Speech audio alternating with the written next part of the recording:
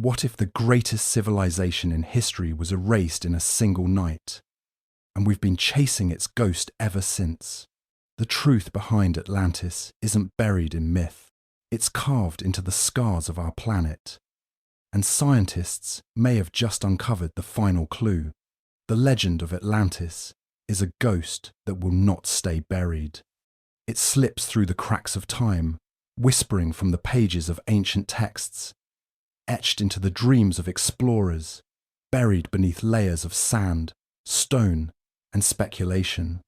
It begins not with a map or a sunken ruin, but with the voice of one man over 2,000 years ago, a philosopher named Plato. His tale, told in the dialogues Timaeus and Critias, described a mighty island empire that defied the gods, achieved untold greatness, and was swallowed by the sea in a terrible night. That alone should have been the end of it. Just a parable, a cautionary tale wrapped in myth. But somehow, it became more. It became the most enduring lost civilization story in human history. No other vanished world, no other mythical kingdom has captured the human imagination in quite the same way. The story of Atlantis has transcended borders, cultures, and centuries, entwining itself in everything from ancient mythology to modern conspiracy theory, from archaeological debates to science fiction blockbusters. Plato claimed he heard the tale from his ancestor, Solon, a wise Athenian lawmaker who had travelled to Egypt. The Egyptian priests, according to the story, told Solon that the Greeks were like children forgetting their own history, not knowing how many times the world had burned and drowned. They spoke of a mighty civilization that existed 9,000 years before Athens, a land greater than Libya and Asia combined, a nation of incredible architecture, brilliant laws, vast military might, and hubris that reached beyond the gods' patience. Its fall, they said, came not by enemy hand, but by divine judgment. Earthquakes, floods, a night of fire and water, then silence. That was all it took. That single description, rich, haunting, incomplete, sent ripples through the ages. For some, it was a real place waiting to be rediscovered. For others, it was a warning not to overreach. But for everyone, it was irresistible. Because Atlantis was not just a location, it was a mirror that reflected the highest hopes and darkest fears of every generation that peered into it. During the Renaissance, the idea of Atlantis was resurrected by scholars who believed Plato was referencing a lost golden age. Cartographers scrawled Atlantis into uncharted corners of their maps. Writers imagined utopias rising from its ashes. The age of exploration only fed the flames. As European ships scoured the world's oceans, every island, chain, and strange culture became a possible remnant of the Atlanteans. Some thought it was hidden in the Caribbean. Others swore it had been the Americas all along. Even Antarctica was not immune to speculation. In the 19th century, Atlantis fever exploded. Books were written, claiming to reveal its secrets. Atlantis became the birthplace of every ancient civilization. Pyramids in Egypt, Atlantean legacy. Stone heads on Easter Island, Atlantean engineers. The Mayans, descendants of a drowned empire. It did not matter that archaeology said otherwise. Atlantis was too perfect, too tantalizing, too poetic to dismiss. The 20th century brought new twists. Atlantis became a playground for the mystical and the fringe. Edgar Cayce, the sleeping prophet, claimed Atlantis would rise again. New Age thinkers turned it into a crystal-powered paradise. Conspiracy theorists linked it to aliens, time travelers, and secret societies. Even the Nazis were enchanted by the legend, sending expeditions across the globe to prove that their so-called master race had originated in a lost Atlantean homeland. But the question remained, was there ever a real Atlantis? Could Plato have been referring, even indirectly, to a civilization that truly did vanish in some cataclysmic event. Modern scholars are divided. Some believe Plato simply invented the story as a moral allegory, a way to shame Athens for its pride. Others think he may have based it loosely on older tales, passed down through generations, stories of floods, earthquakes, and lost islands. After all, nearly every culture on Earth holds some memory of a great deluge. The idea of a world washed away is as ancient as fire. Still, there is a pulse beneath the myth. Certain archaeological discoveries, geological shifts, and climate events suggest that something real might lie at the heart of the story. Perhaps not a super civilization with flying ships and laser towers, but a thriving people devastated by nature. Perhaps not one city, but many, each swallowed over time by rising seas, volcanic fury, or the relentless crush of history. Atlantis endures because we want it to, because buried beneath its waves is the fantasy of what could have been and the fear of what could happen again. It is both dream and nightmare, a beacon and a tomb. And so, we keep searching. We search not just for the ruins of Atlantis, but for the truth it represents. A truth about how civilizations rise, how they fall, and how memory turns tragedy into myth. Atlantis may be gone, or it may never have existed, but the legend refuses to die. It waits, somewhere between imagination and evidence, between longing and loss, calling to every soul who ever looked at the sea and wondered what lies beneath. The story of Atlantis does not begin in the depths of the ocean or in the ruins of some forgotten island. It begins in the mind of a philosopher. Plato, writing in ancient Athens sometime around the 4th century before Christ, left behind two dialogues, Timaeus and Critias, that would ignite over 2,000 years of speculation, obsession, and myth-making. But to understand Atlantis, we first have to understand Plato himself, and more importantly, what he was trying to tell the world. Plato was not just a thinker, he was a craftsman of ideas. He used dialogue the way a sculptor uses marble shaping argument, myth, and metaphor into lasting form.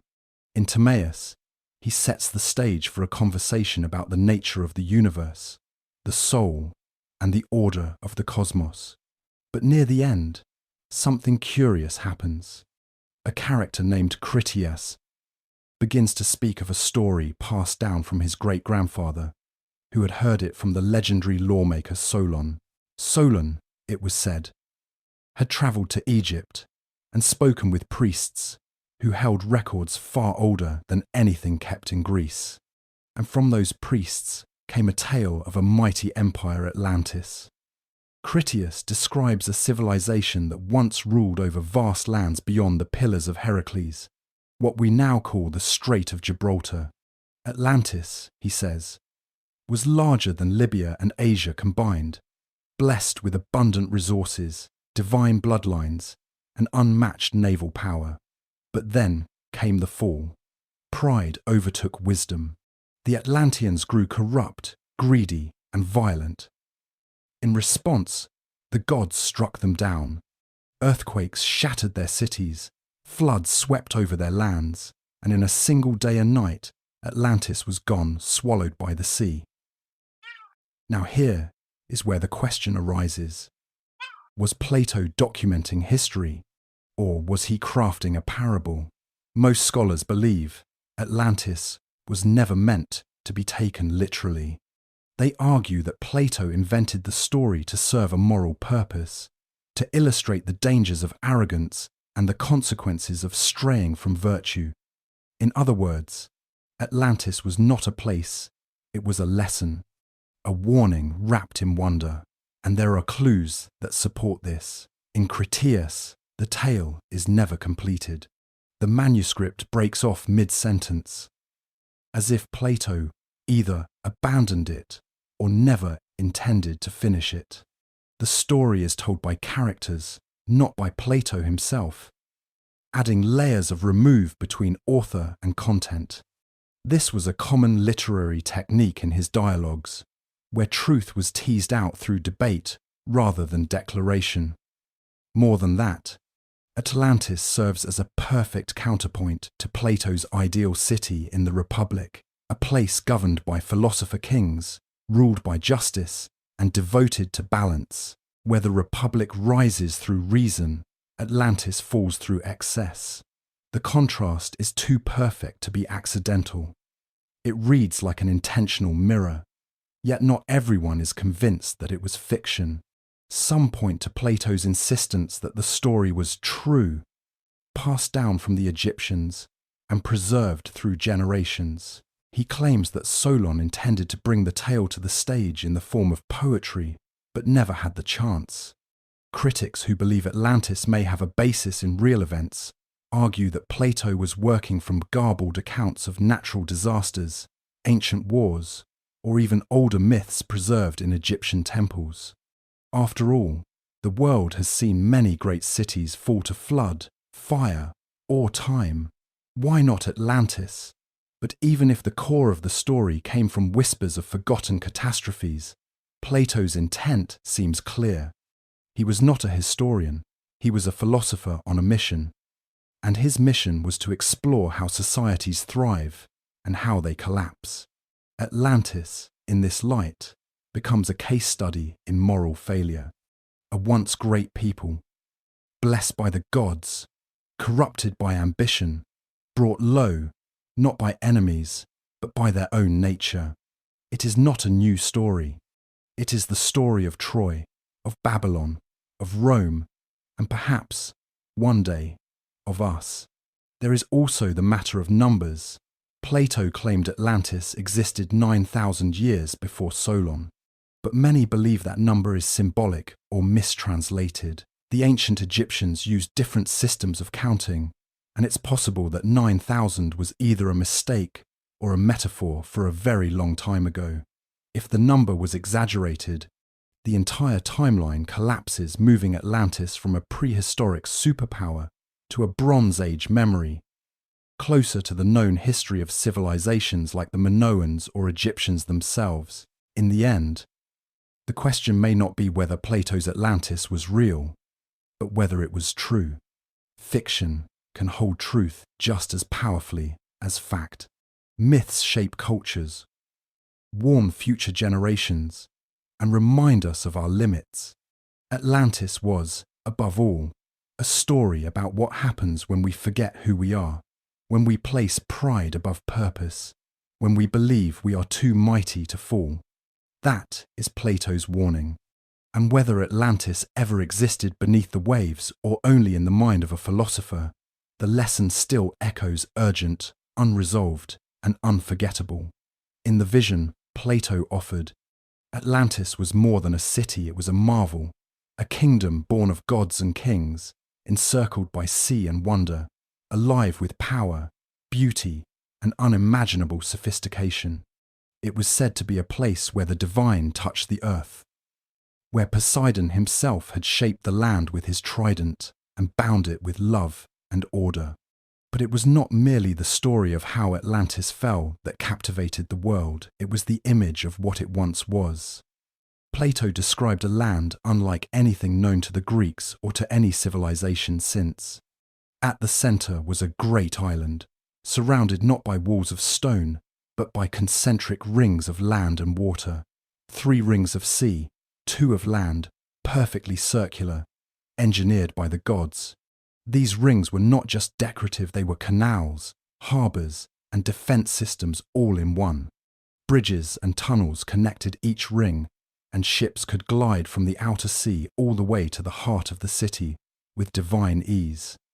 At the very centre, rising like a crown from the inner ring, stood a temple, unlike any other, a gleaming sanctuary dedicated to Poseidon and his mortal beloved, Clito. Their story was the origin of Atlantis. Poseidon, upon falling in love with Clito, carved the island into rings to protect her.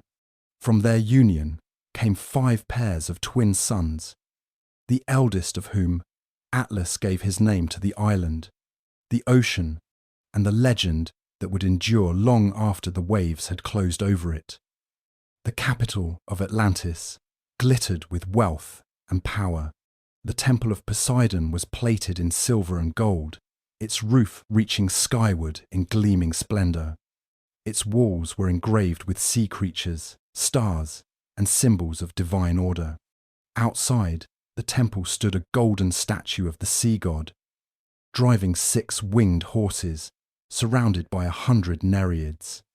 The city around it bustled with life, noise, and trade marketplaces overflowing with goods from every corner of the known world.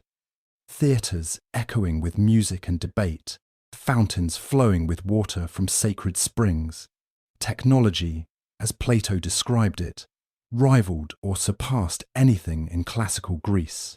The Atlanteans harnessed hot and cold springs, channeled water through aqueducts, and used advanced metallurgy to shape orichalcum, a mysterious metal said to shine like fire and rival gold in value.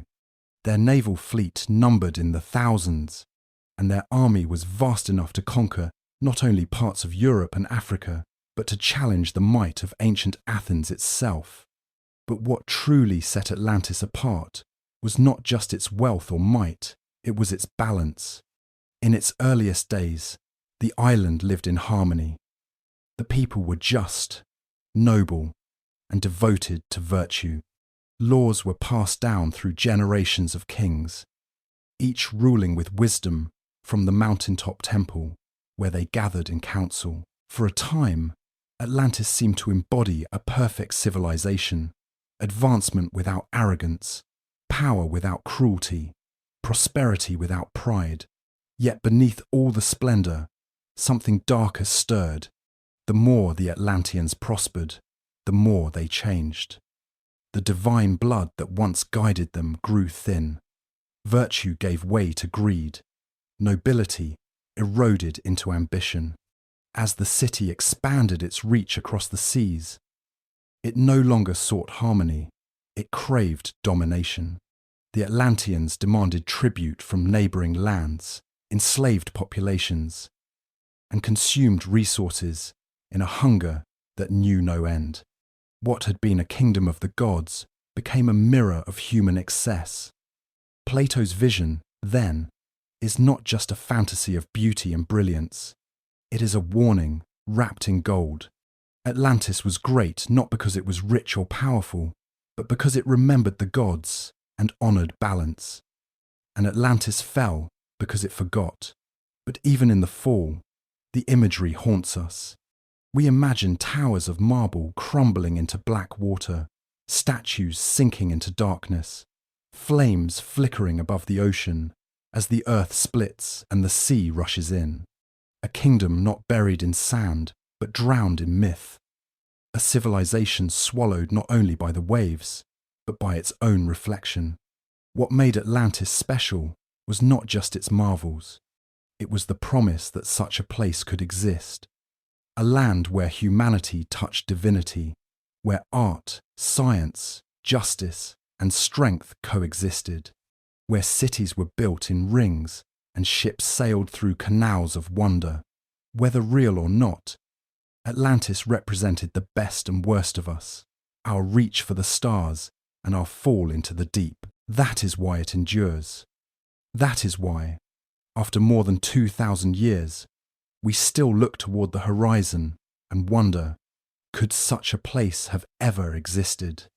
And if it did, what became of its brilliance beneath the waves?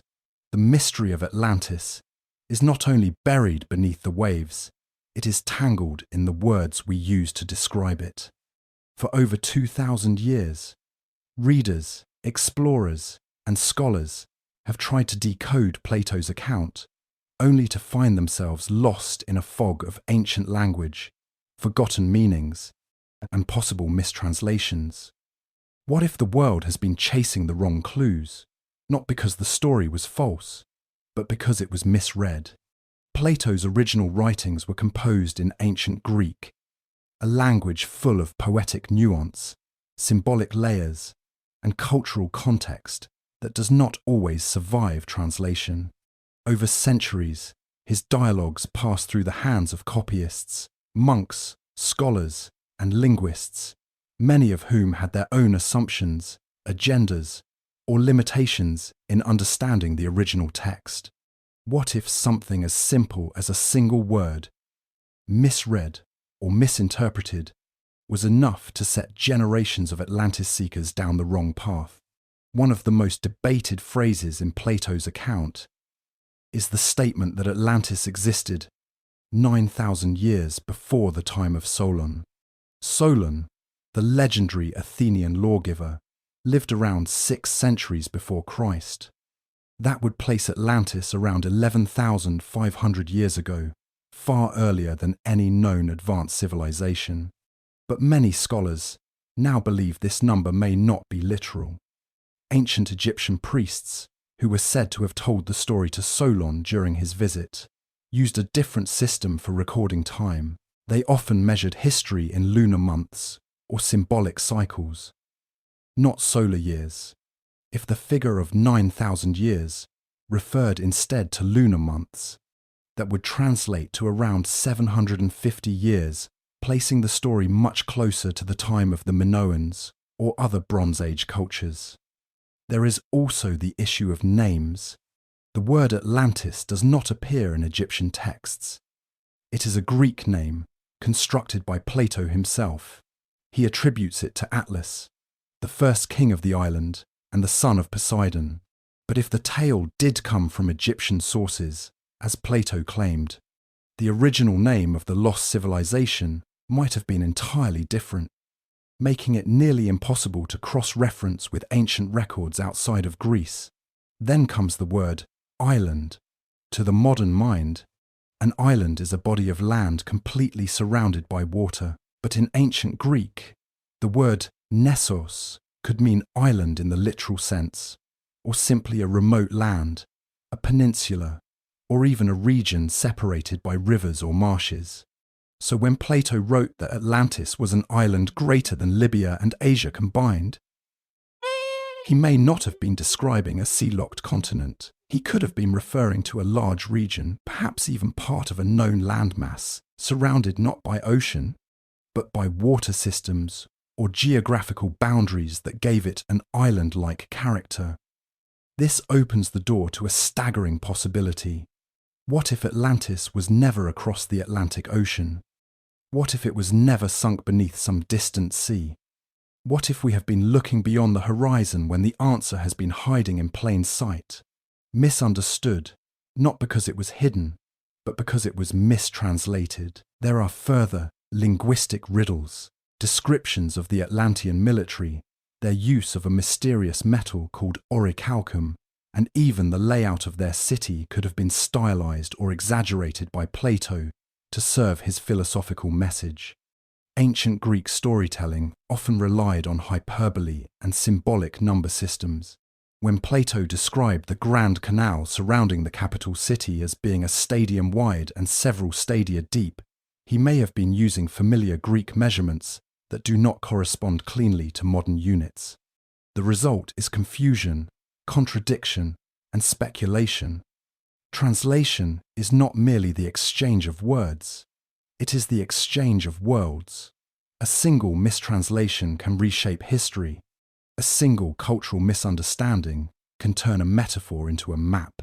Over the centuries, well-meaning translators may have turned Plato's poetic descriptions into literal geography, his symbols into architecture, and his allegory into archaeology. That is the trap of Atlantis.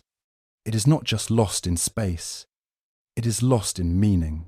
We want it to be a place, a ruin, a city of marble, waiting to be uncovered. But perhaps Atlantis is a puzzle of language, a riddle that was never meant to be solved by digging into the earth, but by reading between the lines. Perhaps the real Atlantis is hidden not beneath the sea, but between the letters of a word whose meaning has drifted like a ship without anchor. The farther we sail from the original language, the deeper we sink into confusion. Atlantis, the island, The empire, the myth might have never been what we imagined, but that does not make it less important. In fact, it may make it even more powerful, because if Atlantis is not just a place, but a parable, then its truth lies not in ruins, but in how we interpret its message. And if that message was garbled, mistranslated, or misunderstood, then the real task is not to find Atlantis on a map, but to find it again in the meaning it once held.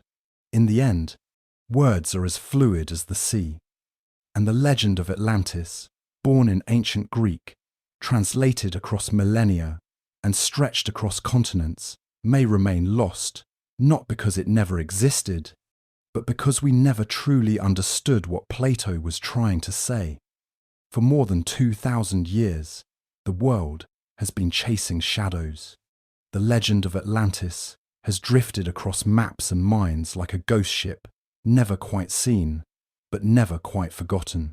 It has appeared in the most unlikely places, from the sunken shallows of the Caribbean to the frozen edges of Antarctica, and with every claimed discovery, every whisper of submerged ruins or strange stone rings, the same question echoes again and again. Could this be the lost city? The hunt began not long after Plato's words first reached curious ears. His tale of a vanished empire beyond the Pillars of Heracles stirred ancient imaginations. Roman thinkers speculated. Early Christian scholars debated whether it had been a warning from the heavens. But the real obsession took hold during the Age of Exploration, as European ships crossed vast oceans and returned with stories of strange lands and unfamiliar peoples. Old myths gained new life. Suddenly, the world was not flat. Suddenly, the idea that an entire civilization could disappear seemed less absurd. The Azores, a cluster of islands in the middle of the Atlantic, became an early candidate. Rising out of the sea like scattered mountaintops, they matched vague parts of Plato's description. Some believed they were the last peaks of Atlantis, still visible above the waves. But no temples, no cities, no statues were ever found, only volcanic rock and salt spray. Then came the Caribbean. When Spanish explorers reached the Americas, they brought with them not only steel and sickness, but myths. Some thought the strange, advanced ruins of the Maya and the Inca were remnants of Atlantean outposts. Others believed that Cuba or the Bahamas concealed the true location of the lost kingdom. In the 20th century, even underwater structures off the coast of Bimini were hailed by some as Atlantean roads or walls. But geologists quickly pointed to natural limestone formations shaped by tides and time. Still, the belief would not die. In the Mediterranean, the island of Santorini, once known as Thera, emerged as a compelling theory. Its violent volcanic eruption around the second millennium, before Christ, destroyed a thriving Minoan settlement. Ash buried cities. Tsunamis ravaged coastlines. The cataclysm was real, the destruction absolute.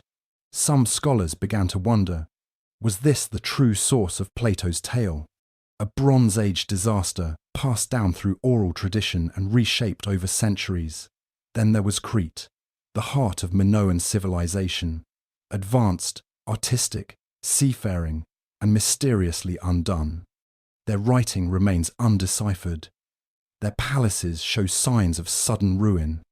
If not Atlantis itself, could the Minoans have been the memory behind it? In more recent years, attention shifted to North Africa. In the Mauritanian desert lies a geological formation known as the Richat structure, the Eye of the Sahara. Massive, circular, layered with rings of stone and earth. It eerily resembles Plato's description of Atlantis's concentric design. No ruins have been found there, no artifacts, yet the structure's shape and size continue to lure the curious and the hopeful. And then there is Antarctica, a land of ice and mystery. Some fringe theorists claim ancient maps like the Piri Reis chart depict Antarctica without ice, suggesting advanced knowledge long before modern history. They argue that a pre-ice civilization, perhaps even Atlantis, once flourished there, but such claims require leaps not only across oceans, but across reason. So why do so many insist they have found Atlantis? Why does every strange ruin, every underwater anomaly, every unexplained artifact become another possible clue? Because Atlantis is not just a place, it is a symbol, a mirror, a dream of a golden age lost to time. When explorers gaze into the unknown, they often see reflections of themselves. When ruins are uncovered, the human heart longs to tie them to the stories it already knows. The idea of a powerful civilization punished by hubris and swallowed by nature taps into a universal fear and a universal curiosity. The allure of Atlantis is that it can be anywhere, it can be nowhere. It lives just out of reach, just beyond the next horizon. Every generation redraws the map. Every century finds new candidates. And every time, the promise remains the same. Perhaps the next clue will be the last. Perhaps the shadow will take form. But Atlantis keeps slipping through our fingers, not because it never existed, but because we chase it as a fixed location, when perhaps it was always meant to be a story about loss, a story about memory, a story about how easily even the greatest of empires can disappear beneath the waves. And so, the search continues, across continents, beneath oceans, through jungles, deserts, and snow, chasing a ghost that still whispers in ruins, still stirs in waves, still waits in the silence between facts and faith. Atlantis, once a parable carved from the mind of a philosopher, has been hijacked by theories far stranger than Plato could have ever imagined. Over time, the myth has been twisted, bent, and reimagined not just as a lost city, but as a cradle of impossible technology, interstellar wisdom, and beings from the stars. What began as a moral tale about human pride and divine punishment became a cornerstone in the sprawling web of ancient alien theories. And somewhere in that transformation, truth slipped quietly out the back door. In the early 20th century, long before television shows gave these ideas glossy polish, fringe thinkers were already reworking history with otherworldly explanations. They looked at the Great Pyramid, the Moai of Easter Island, the Nazca lines of Peru, and the temples of India, and asked a question born not of curiosity, but of disbelief. How could ancient people, with primitive tools and no computers, possibly build such things? And if they could not have done it alone, then who helped them? Enter the Atlanteans. Or rather, enter the aliens, disguised as Atlanteans.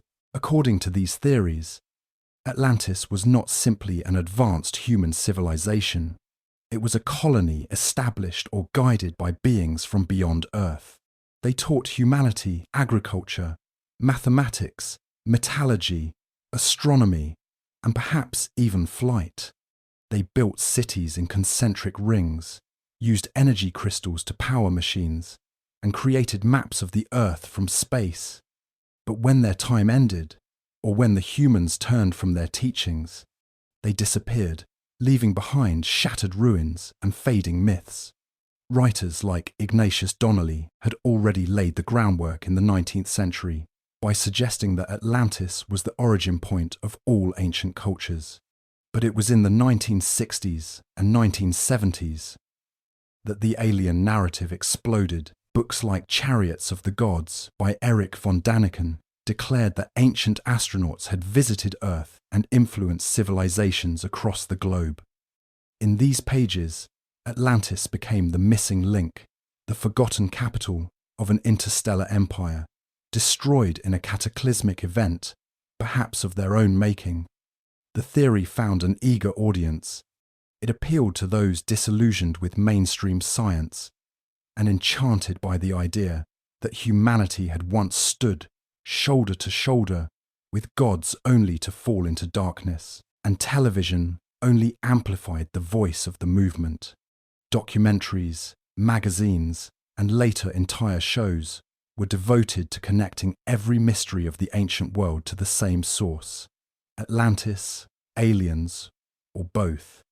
The story now had new elements.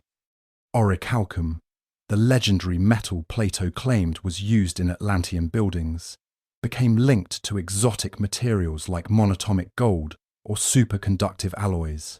The idea of a death ray powered by crystals emerged, supposedly capable of destroying cities or leveling armies, underground vaults, airships, teleportation, even genetic manipulation. Nothing was off limits.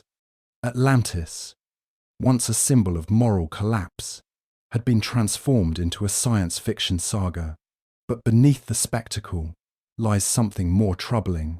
These theories often dismiss the achievements of real ancient cultures. By claiming aliens built the pyramids or gave knowledge to the Mayans or Sumerians, they erase the ingenuity, labour, and brilliance of the people who actually created them. They suggest that humans could not have done it alone, and that somehow greatness must have come from outside. It is a subtle form of historical theft, dressed in the shiny armour of cosmic wonder, and yet the Atlantis alien connection refuses to die. It persists because it speaks to something deeply rooted in the human psyche, a longing for meaning, a hunger for lost knowledge, a hope that somewhere, somehow, there was once a golden age when humanity was not divided, not confused, not small but illuminated by a wisdom beyond this world, that perhaps we are not alone, that perhaps we were never alone. Of course, no evidence supports these claims. Archaeologists, historians, and linguists have repeatedly shown that ancient civilizations were more than capable of building the wonders attributed to them. They had tools, systems of measurement, and thousands of skilled workers. They had generations of trial and error, and above all, they had time. But belief is not always built on evidence. Sometimes it is built on stories. Atlantis, wrapped in alien wings, became the ultimate story, a lost utopia of gods and machines, a beacon that once shone across the oceans, now buried in secrecy. And even though Plato never mentioned spacecraft, or stargates, or otherworldly engineers, his story gave just enough mystery, just enough room, for others to fill the gaps. And fill them they did with imagination, with speculation, and with ideas that stretch far beyond history and deep into the cosmos. Whether it is true or not matters less than what it represents. A hunger for connection, a refusal to believe that the past was simple, a desire to lift the veil and find something extraordinary behind it. Atlantis and the ancient aliens theory is not history. It is myth layered upon myth, a tale rewritten by those who wanted to see more than Plato ever intended. And yet, like the legend itself, it endures, because deep down, we still wonder what if. What if the gods that came before were not gods at all? What if the stars remember something we have long forgotten?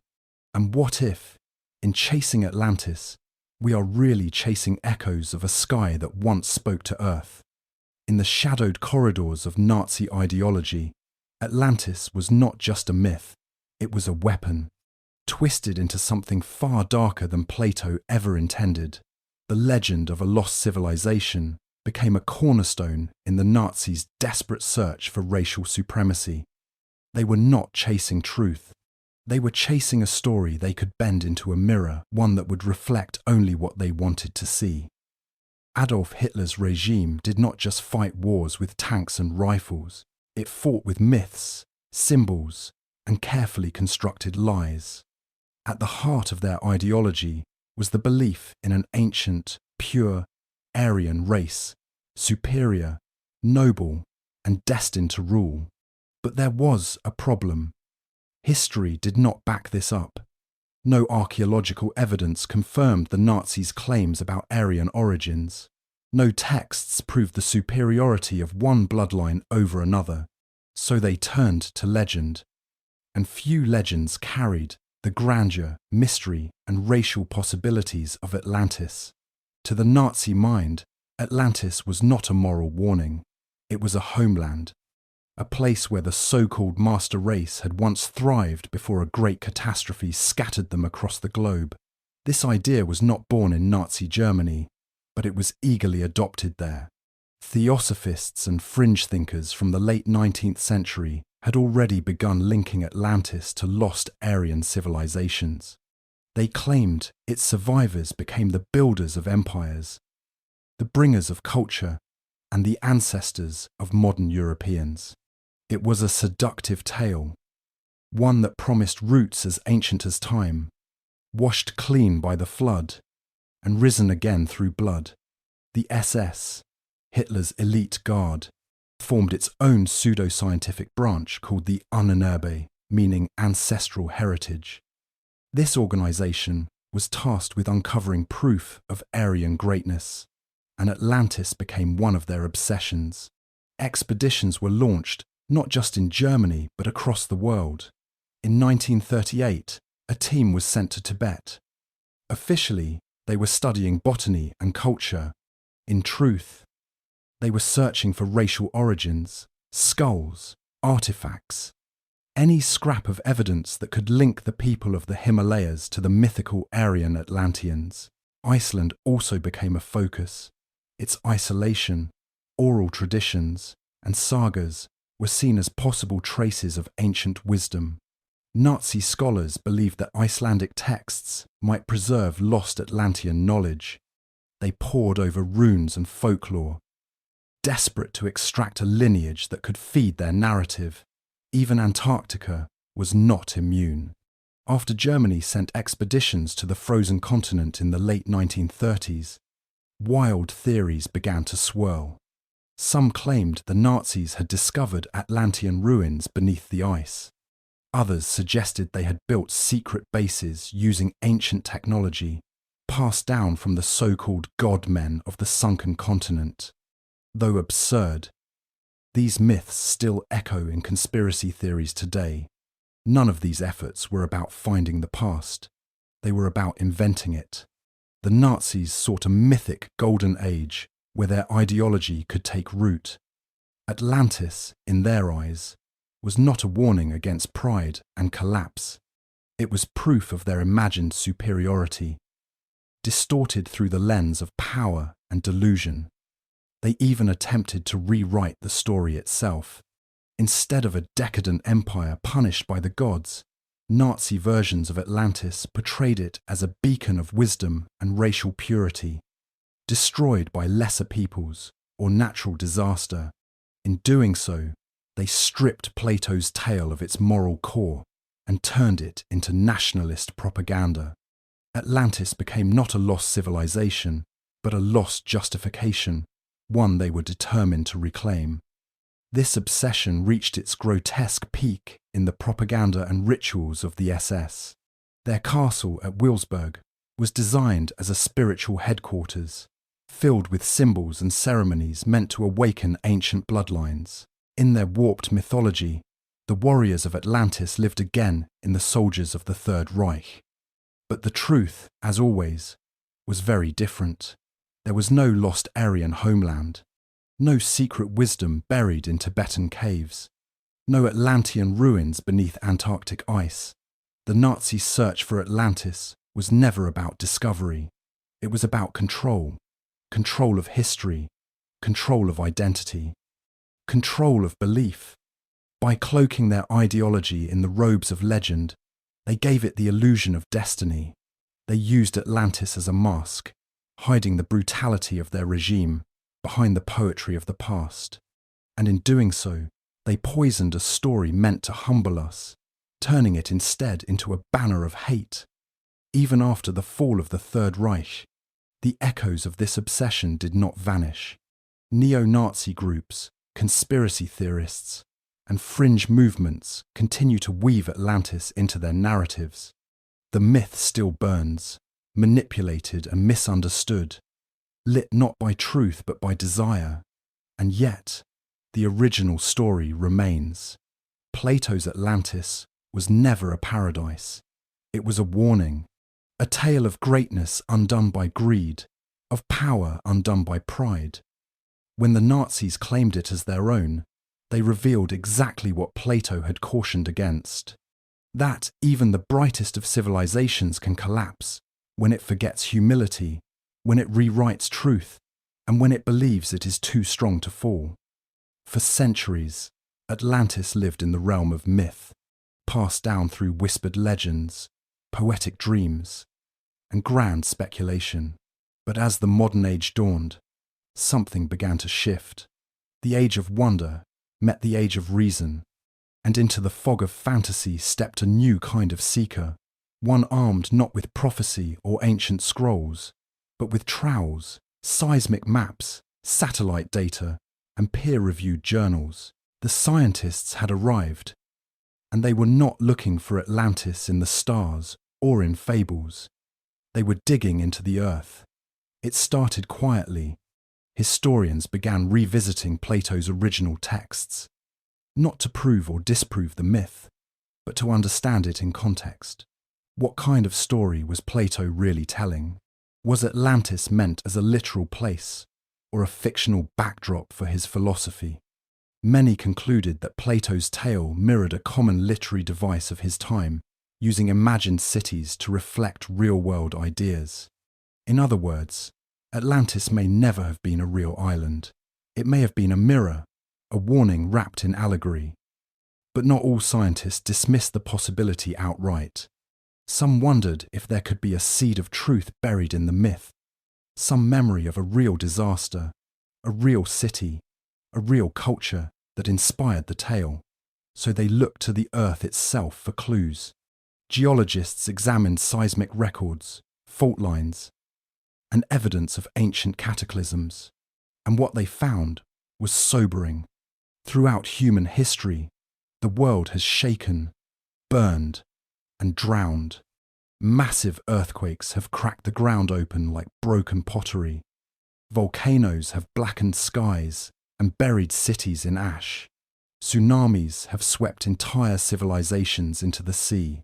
One such event, the eruption of Thera, modern-day Santorini, around 1600 years before Christ, was catastrophic. The explosion was one of the largest in recorded history. It shattered the island, triggered tidal waves, and likely caused climate disruption across the ancient world. Entire settlements vanished, and with them, stories. Archaeologists turned their gaze to the ruins of Akrotiri, a Minoan city frozen in volcanic ash on the island of Thera. What they uncovered was stunning. Multi-story buildings, sophisticated plumbing, vibrant frescoes, roads, drainage, engineering, all preserved beneath layers of pumice and ash. It was an advanced civilization, destroyed in an instant, and forgotten for generations. Could this have been the seed of the Atlantis story? A memory passed down, distorted, and finally reshaped by Plato. Historians pointed to how the timing fit. The Minoans were powerful seafarers. Their culture stretched across the Aegean. They had wealth, art, and influence. And after Thera erupted, they began to decline, leaving a power vacuum that would later be filled by the Mycenaeans. For scientists, this wasn't Atlantis, but it was evidence of how real events could become myth. Elsewhere, oceanographers scanned the seafloor using sonar and satellite imaging, hoping to spot ruins buried beneath the waves. They searched the Mediterranean, the Atlantic, even the Caribbean. Some found intriguing shapes, rectangles, lines, patterns that looked artificial, but closer analysis often revealed them to be geological formations. Nature, it seemed, could carve mysteries just as well as man. Still, Not all possibilities were dismissed. The Richat structure in the Sahara, also known as the Eye of Africa, drew renewed attention. Its circular form, eerily similar to Plato's description of Atlantis, sparked debate. Could this landlocked formation once have been coastal? Could an ancient river or sea have washed against its edges? Geologists studied sediment layers and erosion patterns. What they found was natural geology, not man-made. Yet, the mystery lingered not as proof, but as a reminder of how imagination thrives where certainty fails. In the world of linguistics and textual analysis, scholars continued to dissect Plato's words. They debated the translation of Nessos, the Greek term often translated as island. Some argued it could also mean peninsula or land surrounded by rivers. This linguistic ambiguity opened new possibilities.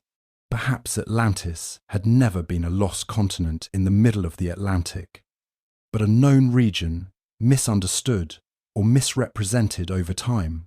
Scientists, unlike mystics, are rarely interested in declaring absolute truths about legends. Their work is slower, quieter, more patient. They test soil samples. They date pottery shards.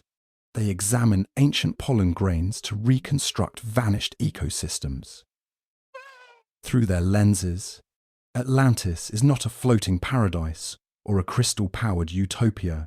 It is a case study in how stories grow. Because that is what Atlantis has become, a story so powerful, it shapes centuries of exploration, belief, and identity. Scientists do not deny its impact, but they seek to ground it, to understand how real events become myth, how memory becomes symbol, and how disaster becomes legend. And in doing so, they offer something just as awe-inspiring as fantasy truth. The truth that human history is already filled with wonder, that we do not need aliens or magic to explain ancient achievements, that our ancestors were not simple or primitive, but clever, determined, and endlessly adaptive, that civilizations rise and fall not by the hands of gods, but by the forces of nature, conflict, and time. So the scientists continue.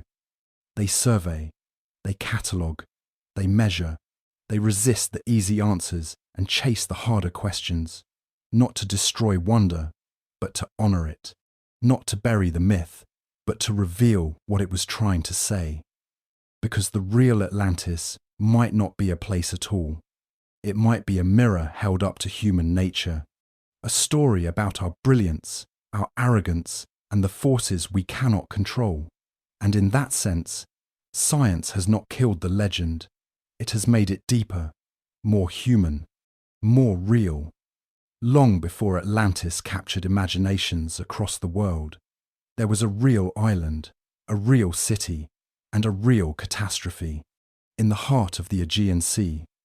The island of Thera, known today as Santorini, holds the buried memory of a thriving civilization that vanished in fire and ash.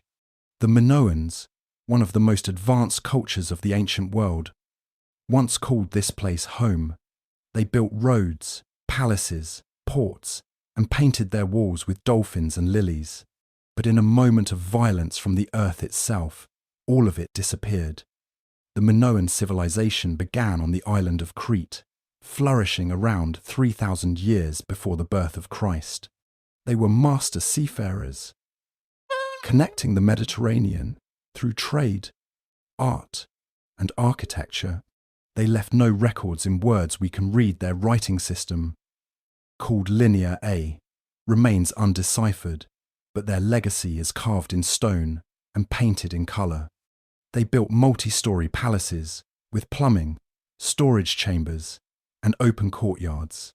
They worshipped goddesses, danced in religious festivals, and kept no great walls, suggesting a confidence in their security and place in the world. Thera was one of their outposts, a jewel among their many islands. There, in the city of Akrotiri, life flourished. The people created elegant buildings. decorated them with vivid frescoes, and lived in harmony with the sea. They had no way of knowing that the very island they called home sat atop a sleeping monster. Sometime in the second millennium before Christ, that monster awoke. The eruption of Thera was one of the most violent volcanic events in human history. Scientists believe it was several times more powerful than the explosion of Krakatoa in the 19th century. First came earthquakes. Then the mountains split open. Fire and ash poured into the sky. A column of smoke may have reached the stratosphere. The sea boiled. The sun vanished. And then the world broke. Thera exploded. The core of the island collapsed, forming a massive caldera, much of which now lies beneath the sea. Ash rained down over nearby islands, covering cities, poisoning fields, and blocking sunlight. The eruption likely triggered a tsunami that swept across the Aegean, crashing into coastal cities, ports, and ships. On Crete, Minoan settlements were devastated. Trade routes shattered. Crops failed. And though the Minoans survived the eruption itself, their world was broken. Within a century or two, their dominance faded, and the Mycenaeans from mainland Greece rose to power. But in Akrotiri, something remarkable happened. The city was buried, not in lava, but in ash layer upon layer of it, preserving buildings, frescoes, streets, and even pottery exactly as they were. Like Pompeii, it became a time capsule, and when modern archaeologists began excavating it in the 19th and 20th centuries, they uncovered a lost world, one that had been frozen at the peak of its beauty. The buildings of Akrotiri were stunning. Some stood 3 stories tall.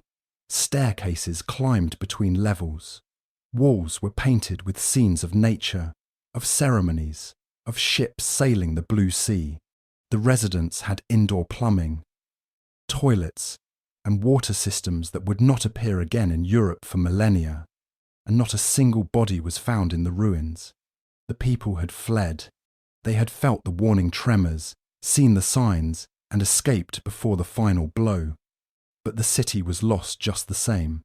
When Plato wrote of Atlantis, around 3 centuries before Christ, he described a mighty civilization that fell in a single day and night of misfortune. He spoke of earthquakes and floods, of a proud people undone by their own excess. Could he have been echoing this real catastrophe?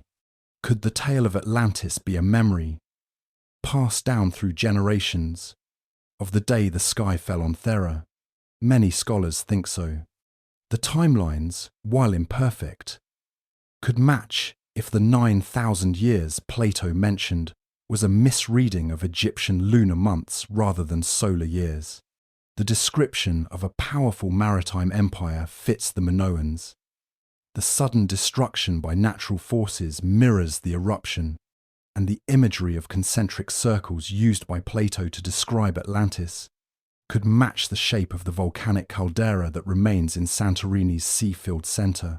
Plato said, Atlantis was beyond the Pillars of Heracles, which most place at the Strait of Gibraltar, but some argue that the term may have been symbolic or misinterpreted over time. Perhaps beyond simply meant far from, or in a different direction. After all, Plato was a philosopher, not a geographer. His aim was to warn, not to chart. Whether he meant Thera or not, the similarities are haunting. A flourishing culture, lost to sudden destruction, a story of hubris, nature, and collapse, and a buried city, waiting for centuries to speak again. Santorini is still there, beautiful and broken. The white houses cling to the rim of the caldera. Tourists come for sunsets and wine, unaware that beneath their feet lies the memory of fire. The ruins of Akrotiri remain under excavation, revealing more secrets with every layer of ash removed. Atlantis may be a myth, but Santorini is real. And in its silence, in its painted walls and abandoned streets, It may hold the closest thing we have to the truth behind the legend.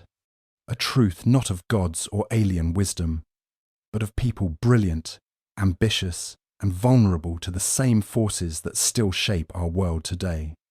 Long ago, in a time when the gods still whispered through the winds, and the sea carried more than just trade, the earth cracked open and screamed. It was not a war, nor a punishment from above. It was the fury of the planet itself. And on that day, the sea boiled. The island of Thera, now known as Santorini, sat like a crescent moon in the Aegean Sea.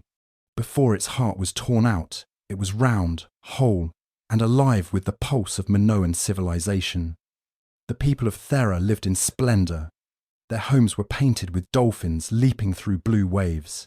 Their streets were paved. Their water systems, intricate and advanced, flowed through homes like veins through a body.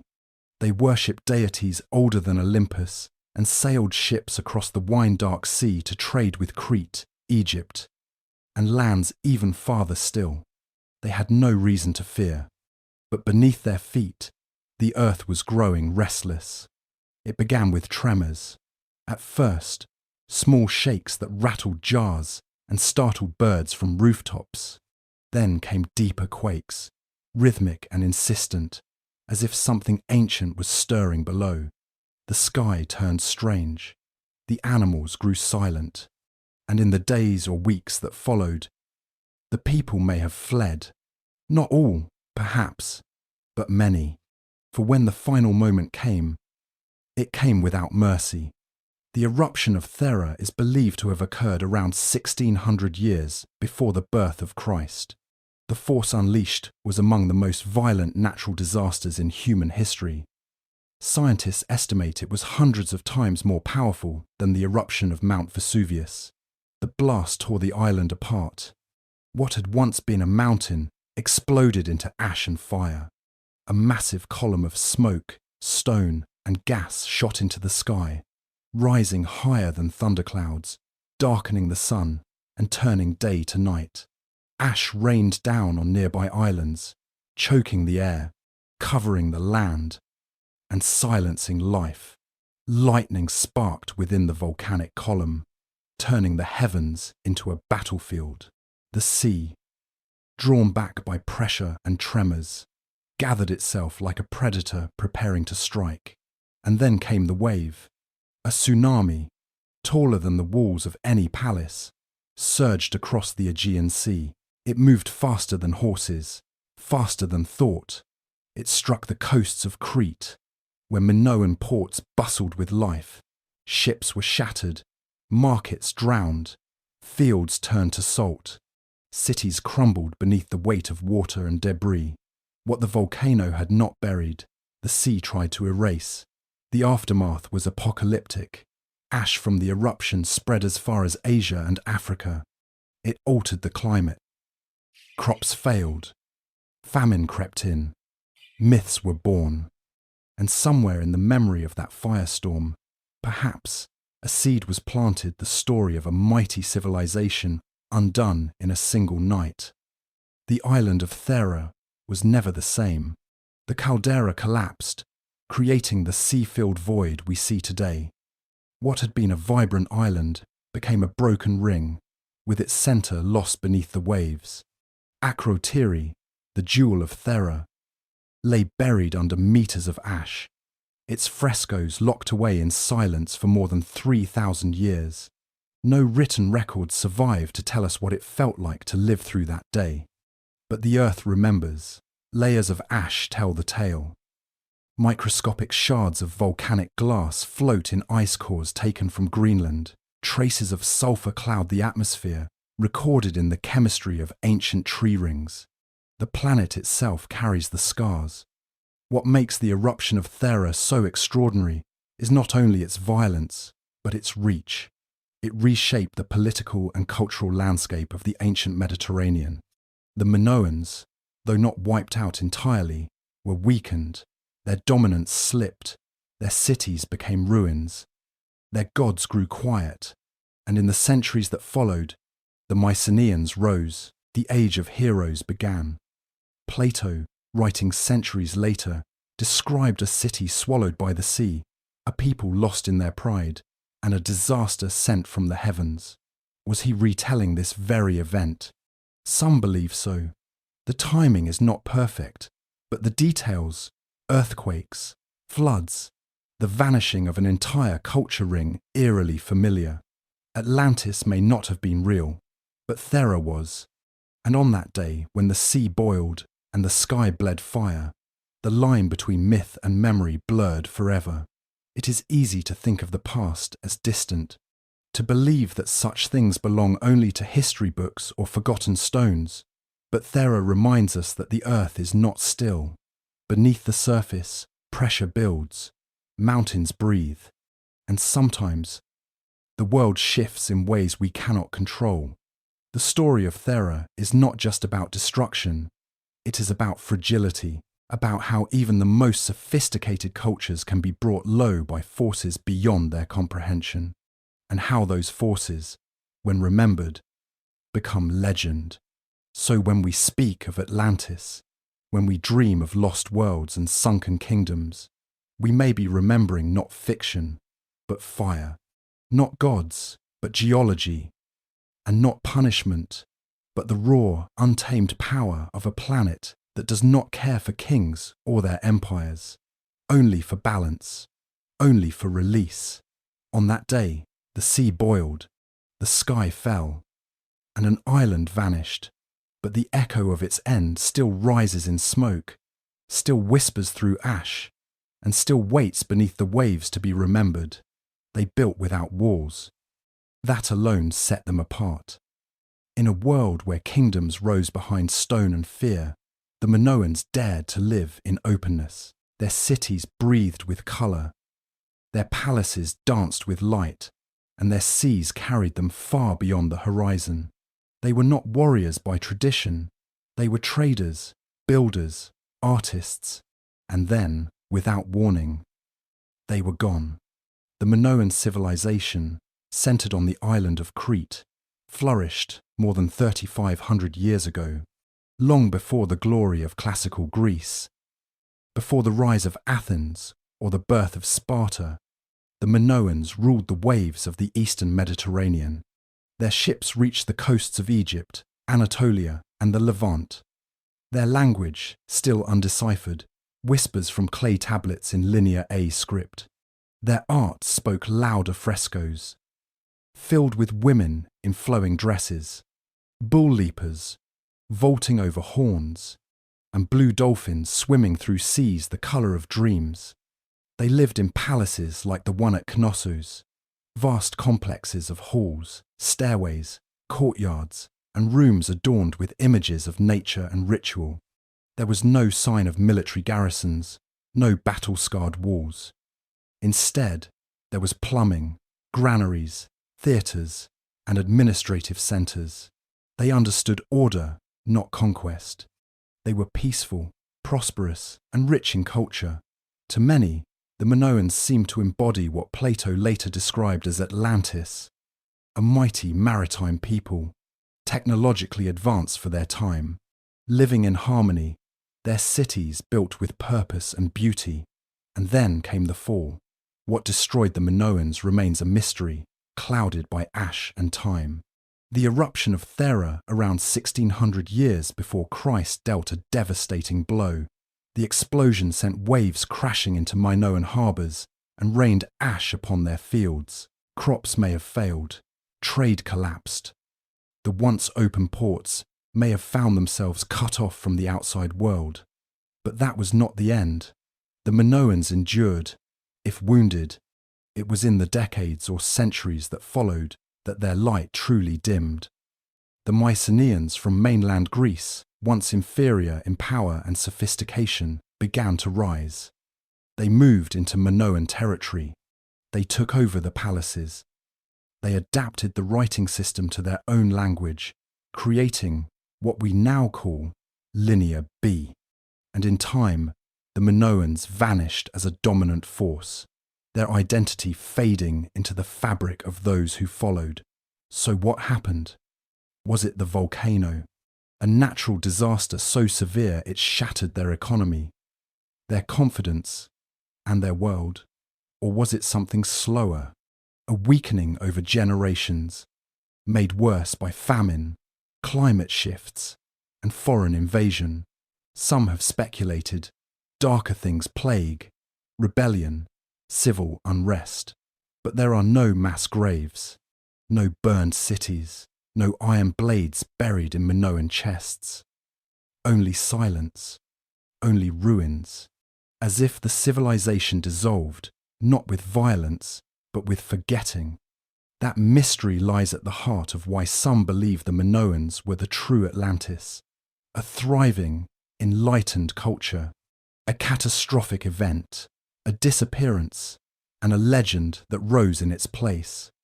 Plato spoke of Atlantis as a people who grew arrogant, who defied the divine order and were punished. He spoke of concentric circles of land and water, of temples and palaces, of gold, silver, and orichalcum. The Minoans built cities that fit that mould. Their layout was complex, their craftsmanship exquisite, their reach vast. They had no use for war until it came for them. Their religion centered around a goddess, or perhaps many goddesses, female deities of nature, fertility, and renewal. Women held high positions in Minoan society. As shown in their art, rituals may have involved dances, processions, and bull worship. There are hints of a spiritual life deeply connected to the earth, to cycles of life and death, and to balance with the world around them. Could such a people have inspired the myth of Atlantis? Not directly, perhaps. There is no single thread tying the Minoans to Plato's story. But there is something else, an echo, a resonance, a memory, passed down through generations, reshaped by poets and philosophers, until it became a warning of what happens when brilliance is lost to hubris. It is possible that ancient Egyptians told Greek visitors of a people who lived before, who built great cities, and who were no more. It is possible those fragments travelled across time and transformed into the Atlantis we know today. Not a real island, but a symbol. Not a history, but a parable. And yet, the ruins remain. The frescoes still bloom with colour. The pottery still bears the fingerprints of hands long gone. The palaces, though broken, still whisper of order and grace. The Minoans remind us that greatness does not always roar. Sometimes it sings, and sometimes, when the song ends, it lingers, not in conquest or ruins of war, but in beauty, in myth, and in the ache of what might have been. Atlantis may be legend, but the Minoans were real, and their mystery is still unfolding beneath the soil of Crete and the ash of Thera. Perhaps they were not destroyed for their pride. Perhaps they were simply overwhelmed by forces too vast to resist.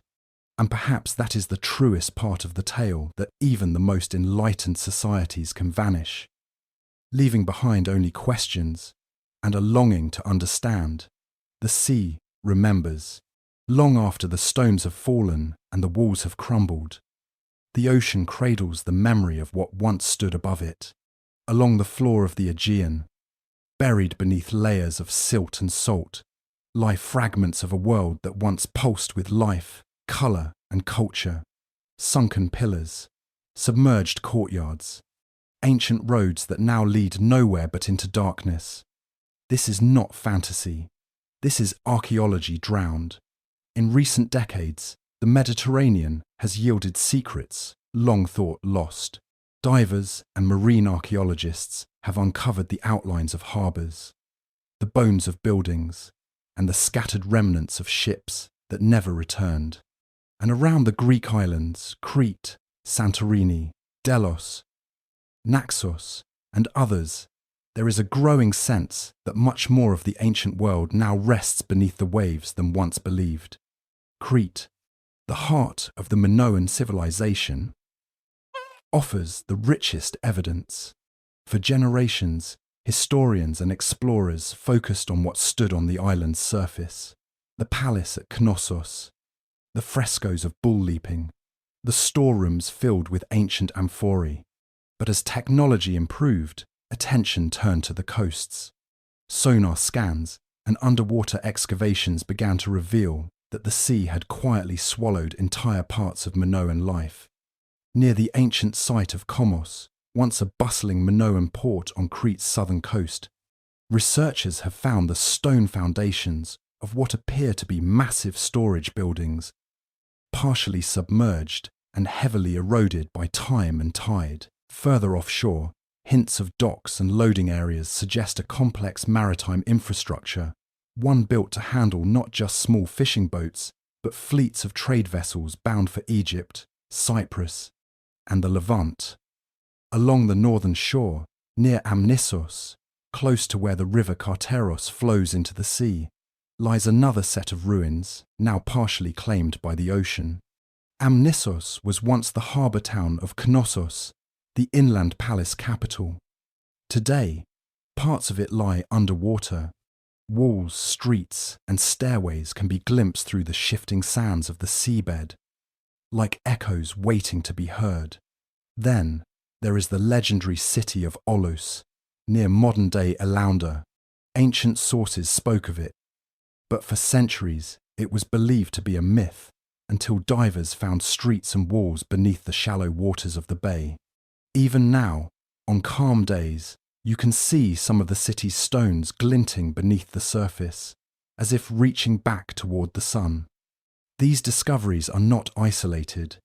All across the Aegean, bits and pieces of vanished civilizations continue to emerge.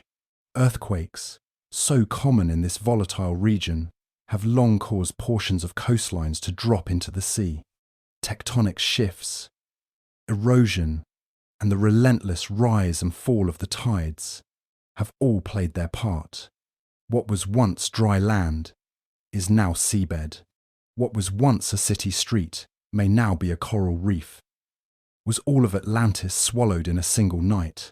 Probably not. But parts of real cities, Minoan cities, were indeed lost to the sea, not in myth, but in slow, grinding reality. The land here is not still. The earth moves, it rises, it sinks, and it forgets. And with it go the temples, the marketplaces, and the stories of the people who once walked among them. Some scientists have suggested that the sea level in the eastern Mediterranean has risen gradually over the millennia, driven by both natural climate change and geological subsidence. In places like Crete, even a small shift downward in the land can mean the difference between a habitable port and a submerged ruin. Layer after layer of sand and sediment builds up, hiding the past beneath the present. But sonar does not forget. With advanced mapping technology, researchers have begun reconstructing the lost coastlines of the Bronze Age. Digital models show where Minoan ports once sat, how trade routes functioned, and where ancient walls now sleep beneath meters of water. These reconstructions don't just validate what myth suggests, they expand it, turning possibility into probability. What remains most haunting is how easily it all could have been erased. For centuries, these submerged ruins went unnoticed. The sea, after all, is a master of silence. It swallows not just stone, but memory. Without written records, without voices to carry their tales forward, civilizations fade, and so it was with parts of Minoan Crete. Their buildings may lie in pieces, but their story continues to rise with every dive, every scan, every tide. Is this Atlantis? Not in name, but it is proof that lands can vanish, that cities can slip beneath the waves and become legend. It is proof that Plato's tale, however exaggerated, may be rooted in the real behaviour of this restless earth. The Aegean still hides more than it reveals. For every submerged column, there are dozens more lost beneath centuries of sediment. For every stone wall discovered, there is a temple waiting to be found. The ocean guards its secrets well, but it is beginning to whisper. And what it says is simple. Atlantis may not have been a single place. It may have been many, pieces scattered across time, stories built upon each other, like the layers of a ruined wall. And as we dive deeper into history, into myth, into the water itself, we find not fantasy, but fragments of truth buried beneath the Aegean, waiting to breathe again. Plato gave us Atlantis, but he also gave us a math problem that has puzzled scholars for centuries. In his dialogue Timaeus, he claimed that the story came from Egyptian priests who told Solon, the Athenian lawgiver, about a powerful island civilization that existed 9,000 years earlier. That number 9,000 has fueled the legend ever since. But what if Plato got the math wrong? Or rather, what if the math was never right to begin with? The timeline is one of the biggest obstacles to treating the Atlantis story as historical fact. If we take Plato at his word, then Atlantis existed 9,000 years before Solon's time. Solon lived around 600 years before the birth of Christ.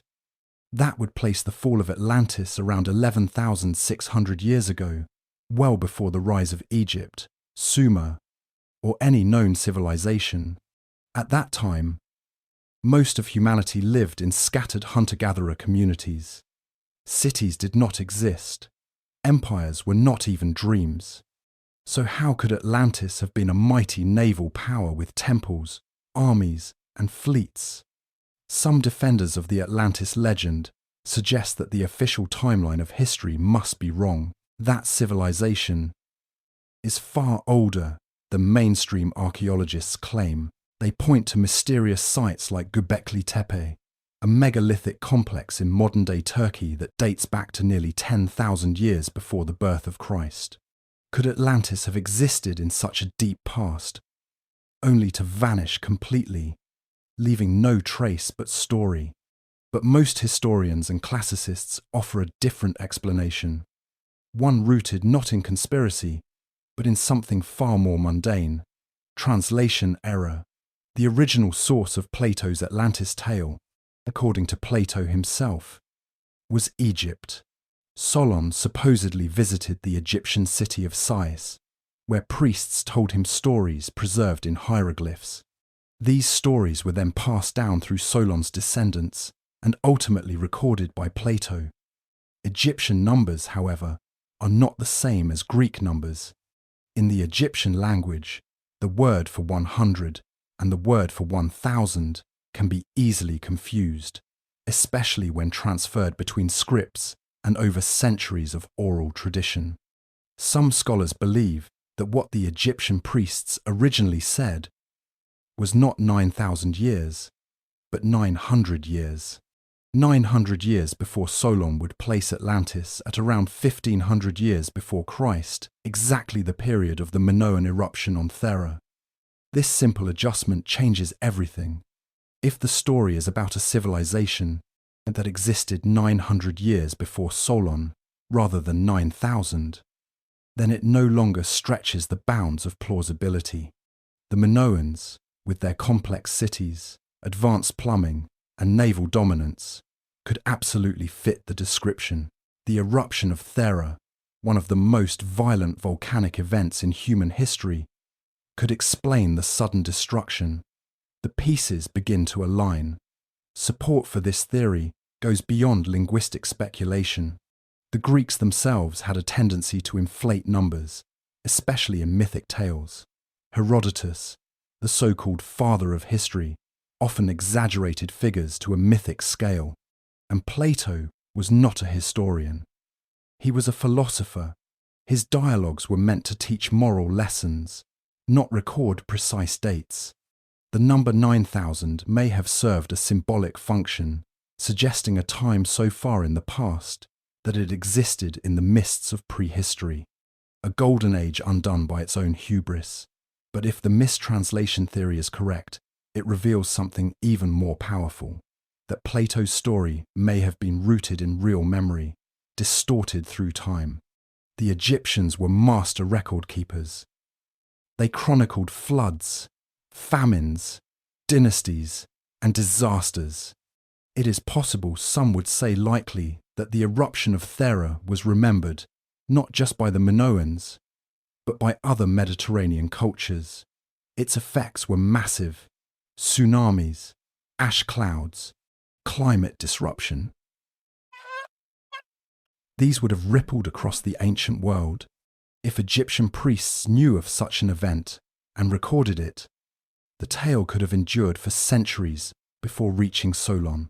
All it would take is a single scribal error, a 1 added where a 0 belonged, a misreading of hieroglyphic symbols, and the story jumps from recent memory into the realm of impossibility. This also explains why no physical trace of Atlantis has been found in the depths of the Atlantic Ocean, where many early theorists insisted it must be. They were looking in the wrong place and in the wrong millennium. They were following a number, not a narrative. The timeline mistake, if indeed it is a mistake, is not just a technical footnote. It is the linchpin of the Atlantis mystery. Correcting it shifts the entire story from mythical impossibility to plausible memory. Atlantis stops being a ghost and becomes a shadow one that overlaps with the real, historical world of the Bronze Age Mediterranean. That is the beauty of myth. It carries truth, even when wrapped in fiction. But to see it clearly, we must first solve the math problem. 9,000 or 900.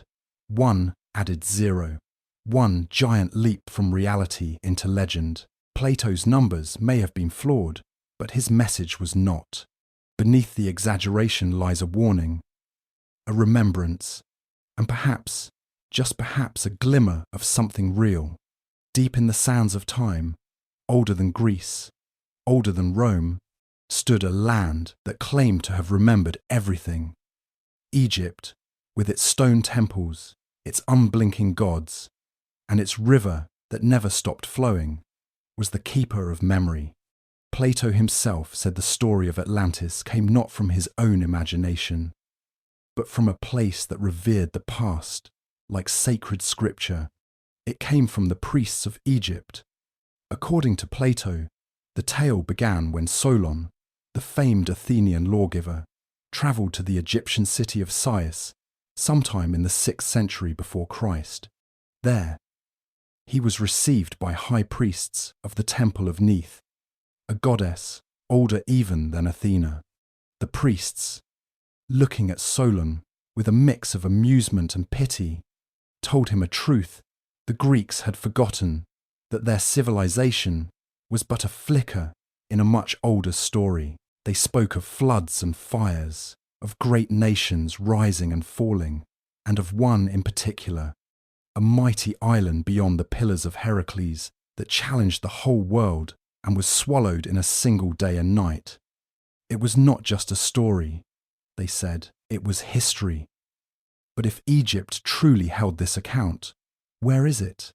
Why have we found no hieroglyphic record of Atlantis in the tombs, on the temple walls, or among the countless papyri pulled from the dry sands? The answer may lie not in what was said, but in how it was told. The ancient Egyptians did not separate myth from memory in the way modern minds do. For them, a tale could be both true and symbolic. Time was not linear but cyclical. The past was not buried but always present, repeating in divine patterns. So when the priests spoke of a forgotten war between Atlantis and early Athens, they might have been drawing from a deeper well, a mythologized memory of catastrophe preserved in sacred language.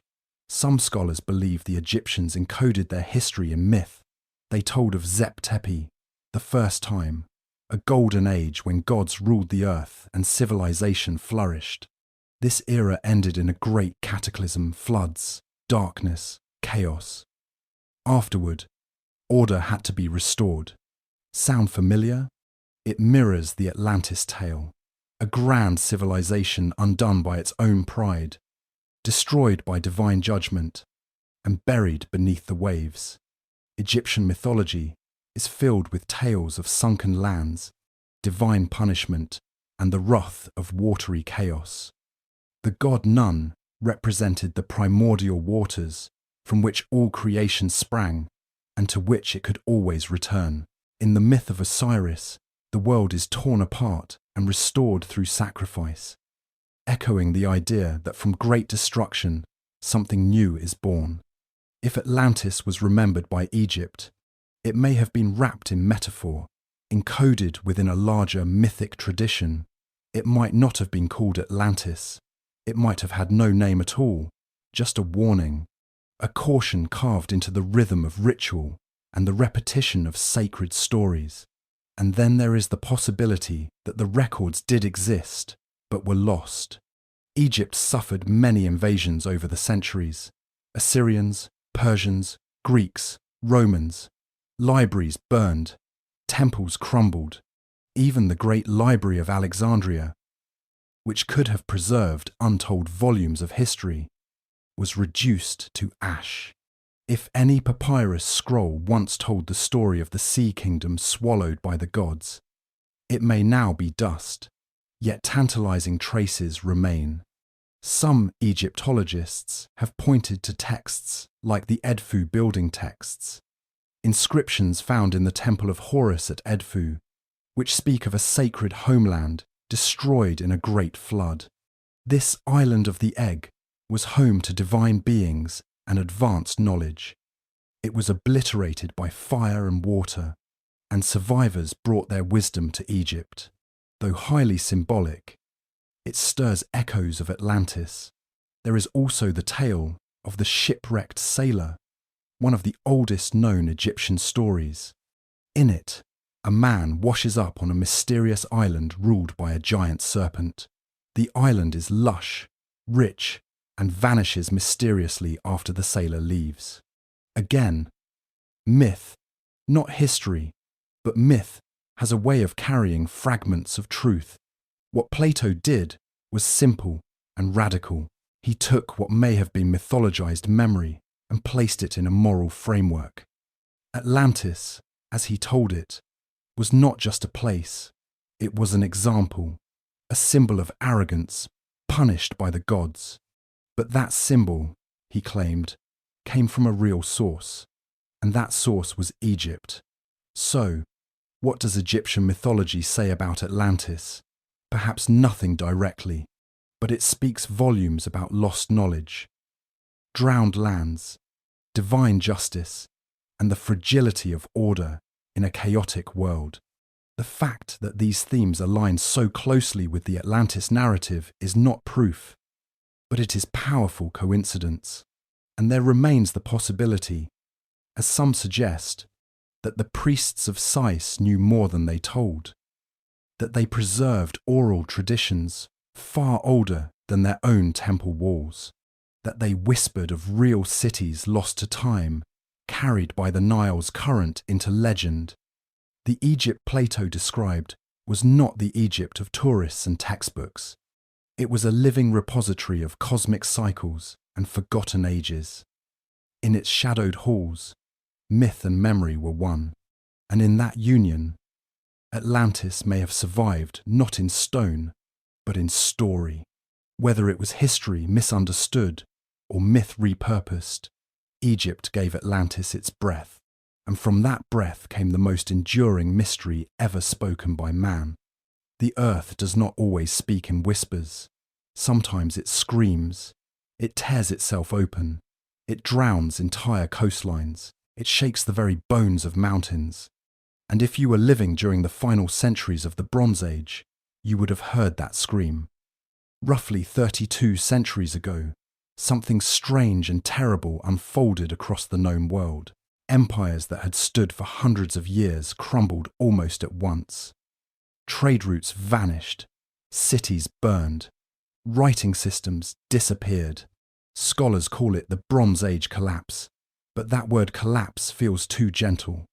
It was not a slow decline. It was a thunderclap. Sudden, violent, final. The reasons for this collapse have long been debated. War, famine, invasion.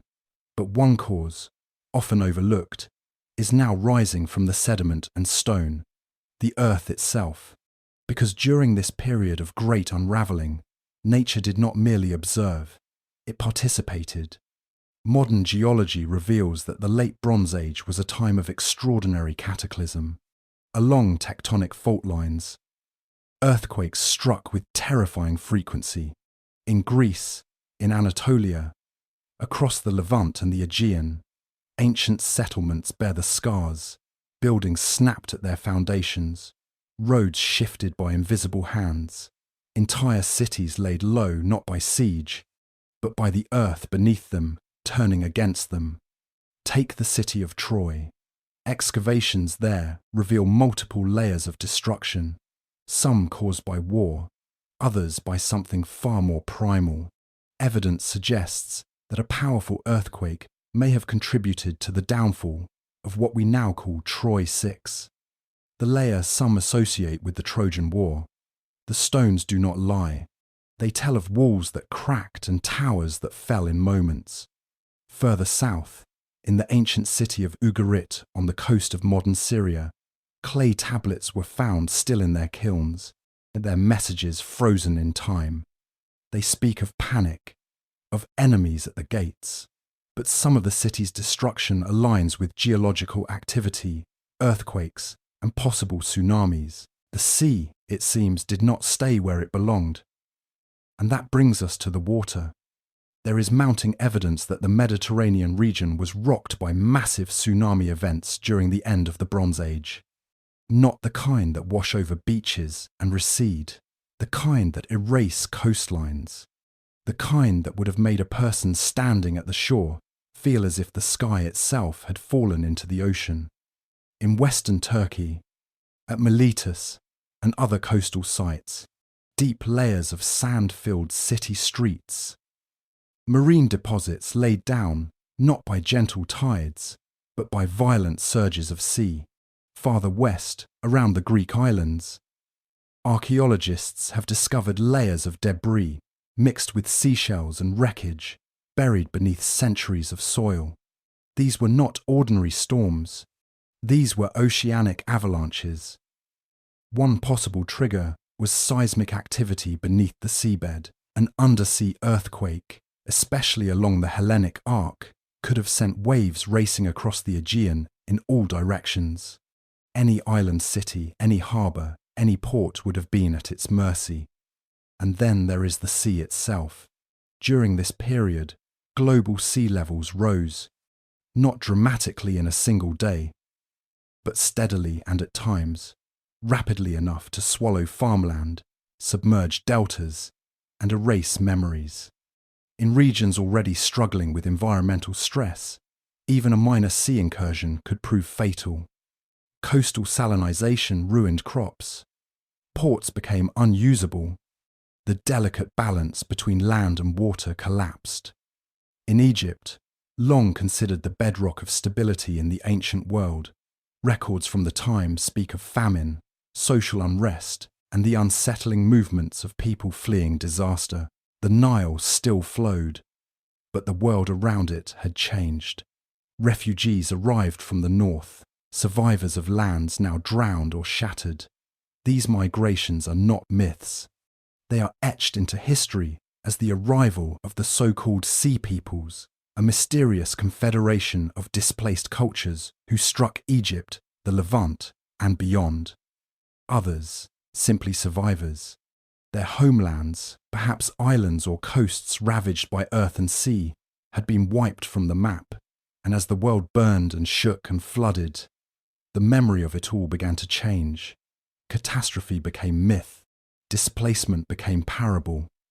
A mighty island, a great war, a city swallowed in a single night. If you lived in such a time, how would you explain it? How would you speak of the wave taller than a temple? The quake that shattered stone like clay? The fire that fell from the sky during volcanic wrath? You might say the gods were angry. You might say your people had grown proud. You might say the sea had claimed what it once gave. It is not hard to imagine that the memory of these events spread across generations, told and retold, could have congealed into a single story. Atlantis, then, is not just a name.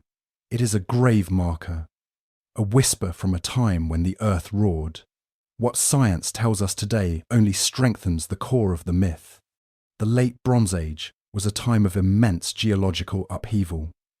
Earthquakes, tsunamis, climate shifts, sea level rise.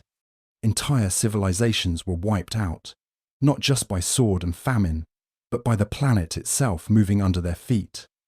Plato may have exaggerated.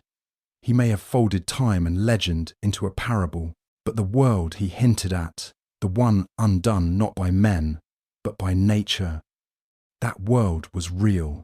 It howled, it shook, and it drowned. Before the English Channel split the island from the continent, before the waves rolled over the land, there was a place called Doggerland.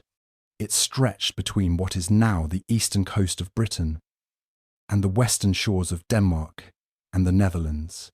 And once, long ago, it was alive with rivers, forests, animals, and people.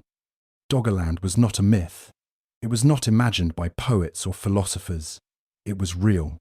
For thousands of years during the last ice age and after, it was home to Mesolithic hunter-gatherers who followed herds, fished in rivers, and lived among trees, now long drowned. This forgotten land, now resting beneath the grey waters of the North Sea, may be the closest thing we have to a real Atlantis, an entire vanished world that once echoed with voices and footsteps, but was swallowed, slowly and unstoppably, by the rising tide. When the Ice Age ended, the great glaciers that had covered much of Europe began to melt. The earth was warming. The oceans rose. What had once been dry land was gradually transformed into marsh, then swamp, then sea, and Doggerland, once the heart of a land bridge connecting Britain to mainland Europe, began to vanish. But it did not disappear in silence. There were warnings. The people who lived there would have seen the coastline retreat year after year. They would have watched their hunting grounds shrink. Rivers grew wider. Floods came more often. What was forest became bog. What was bog became lake.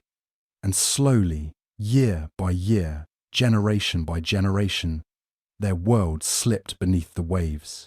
For centuries, modern people had no idea Doggerland existed. It was not until the 19th century, when fishermen began hauling up ancient bones and worked flint tools from the North Sea floor, that questions began to stir. These were not ordinary catches. There were mammoth tusks, antlers, spears, tools made by human hands. But there was no land nearby for such people to have lived. Where had these artifacts come from?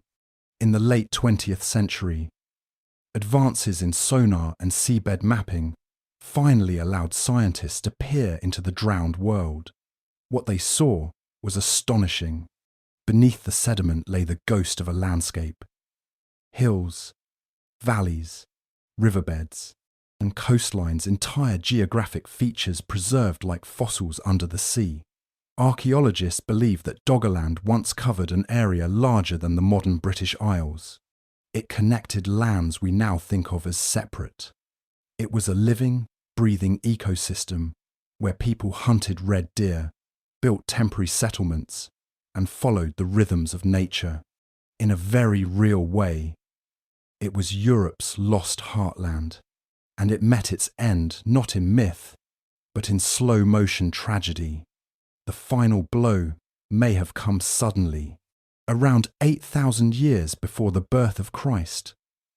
A massive underwater landslide occurred off the coast of Norway. Known today as the Storegga Slide, this geological event triggered a colossal tsunami that swept across the North Sea. Walls of water crashed into Doggerland, drowning vast areas in hours.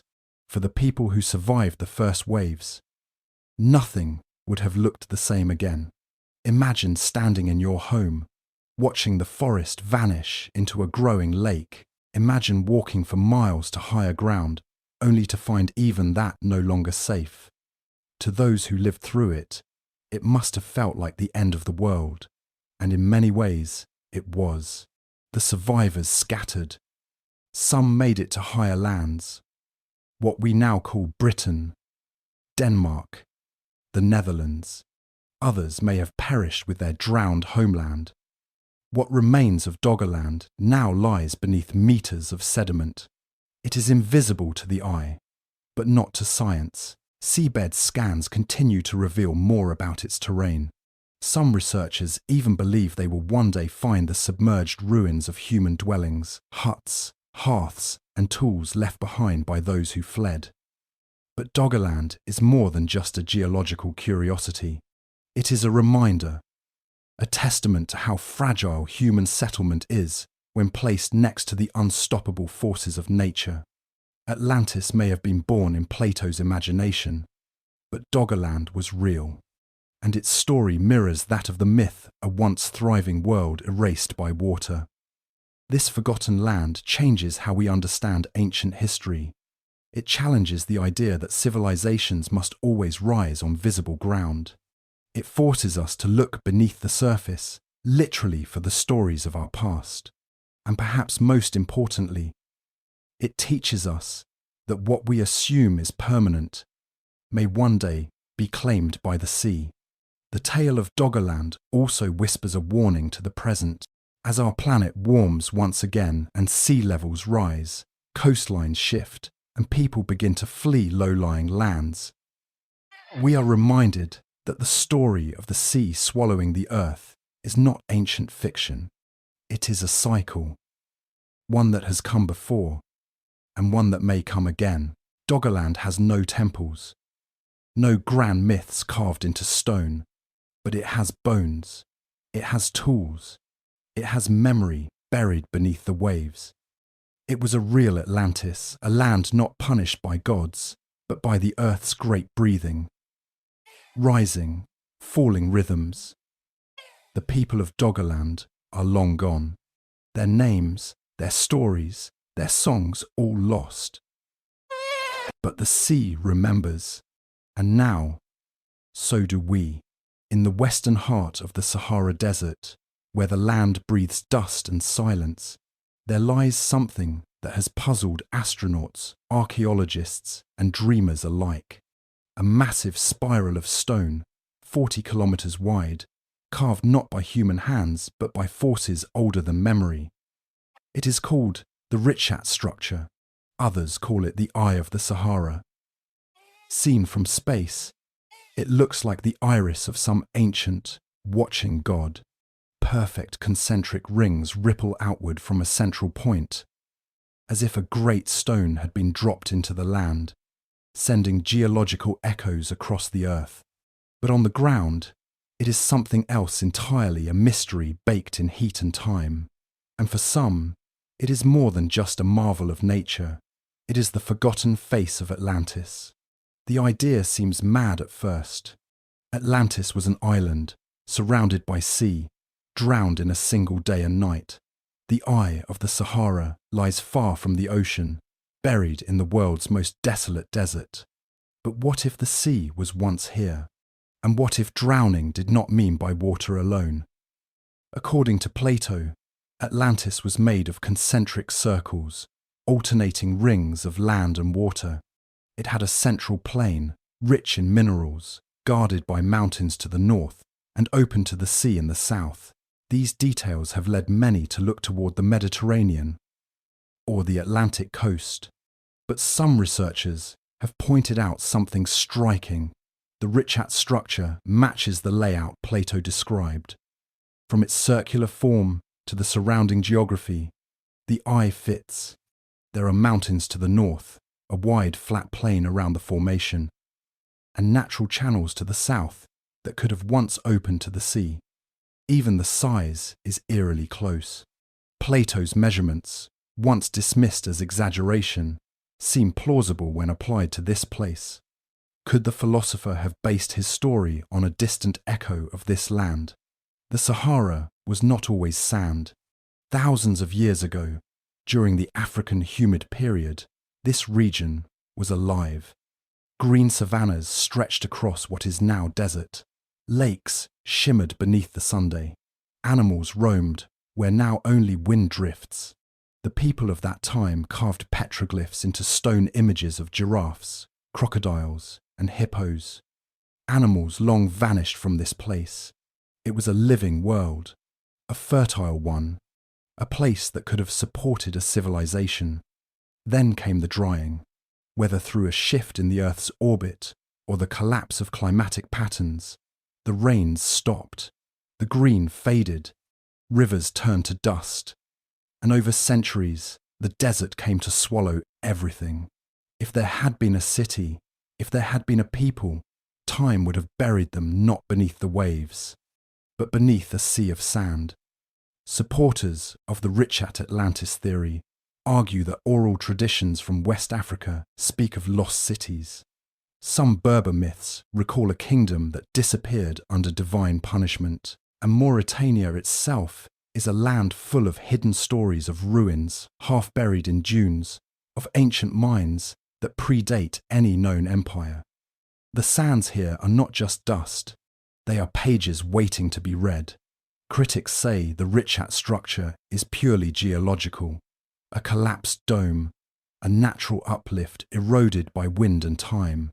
No artifacts have been found, no ruins, no roads. But defenders argue that after thousands of years of desert winds, even stone buildings could vanish, and much of the structure remains unexplored, too remote, too harsh, too vast. Satellite imagery has revealed possible anomalies in and around the eye, lines that could be ancient walls, shapes that defy randomness, but ground exploration remains limited. The heat is brutal, the logistics daunting, and so the mystery deepens. Some believe the eye was once at the centre of a trading empire, that its people moved between the Atlantic coast and the interior, that they built their world in harmony with the rhythms of the earth. But when those rhythms changed, when the rains stopped and the rivers died, they had no escape. Nature did not need to drown them with water. She simply took the water away. There is something haunting about the idea of a land lost, not to flood, but to thirst. A kingdom not swallowed by the sea, but by silence. A place where the wind is now the only voice, and even that voice carries nothing but sand. The Richat structure remains a riddle, a spiral in stone, a fingerprint of the earth. Whether it is the true site of Atlantis, or simply a natural wonder twisted into legend, it commands awe. It reminds us that the past is not always beneath the sea. Sometimes it lies in plain sight, wearing the mask of a forgotten world. And if the eye of the Sahara did once look upon a city of rings, of pride, of splendour, then that city's fall was not in a day, but in a slow, suffocating eternity, a drowning, not in waves, but in dust. Something happened on Earth around 12,800 years ago, something sudden, violent, and global. The planet was just beginning to thaw from the last ice age, and life was stirring again across Europe and the Americas. Glaciers receded, mammoths roamed the tundra, small human settlements gathered near rivers and lakes, crafting tools and watching the stars. Then, almost overnight, everything changed. Temperatures plummeted, megafauna died off in waves, fires raged across continents, and for centuries, the Earth froze once more. This mysterious event is now called the Younger Dryas, a sudden return to near glacial conditions that lasted for over 1,000 years. It defies explanation. No volcanoes large enough, no gradual shifts in orbit. The climate snapped like a whip, and a growing number of scientists believe they know why. They believe something fell from the sky.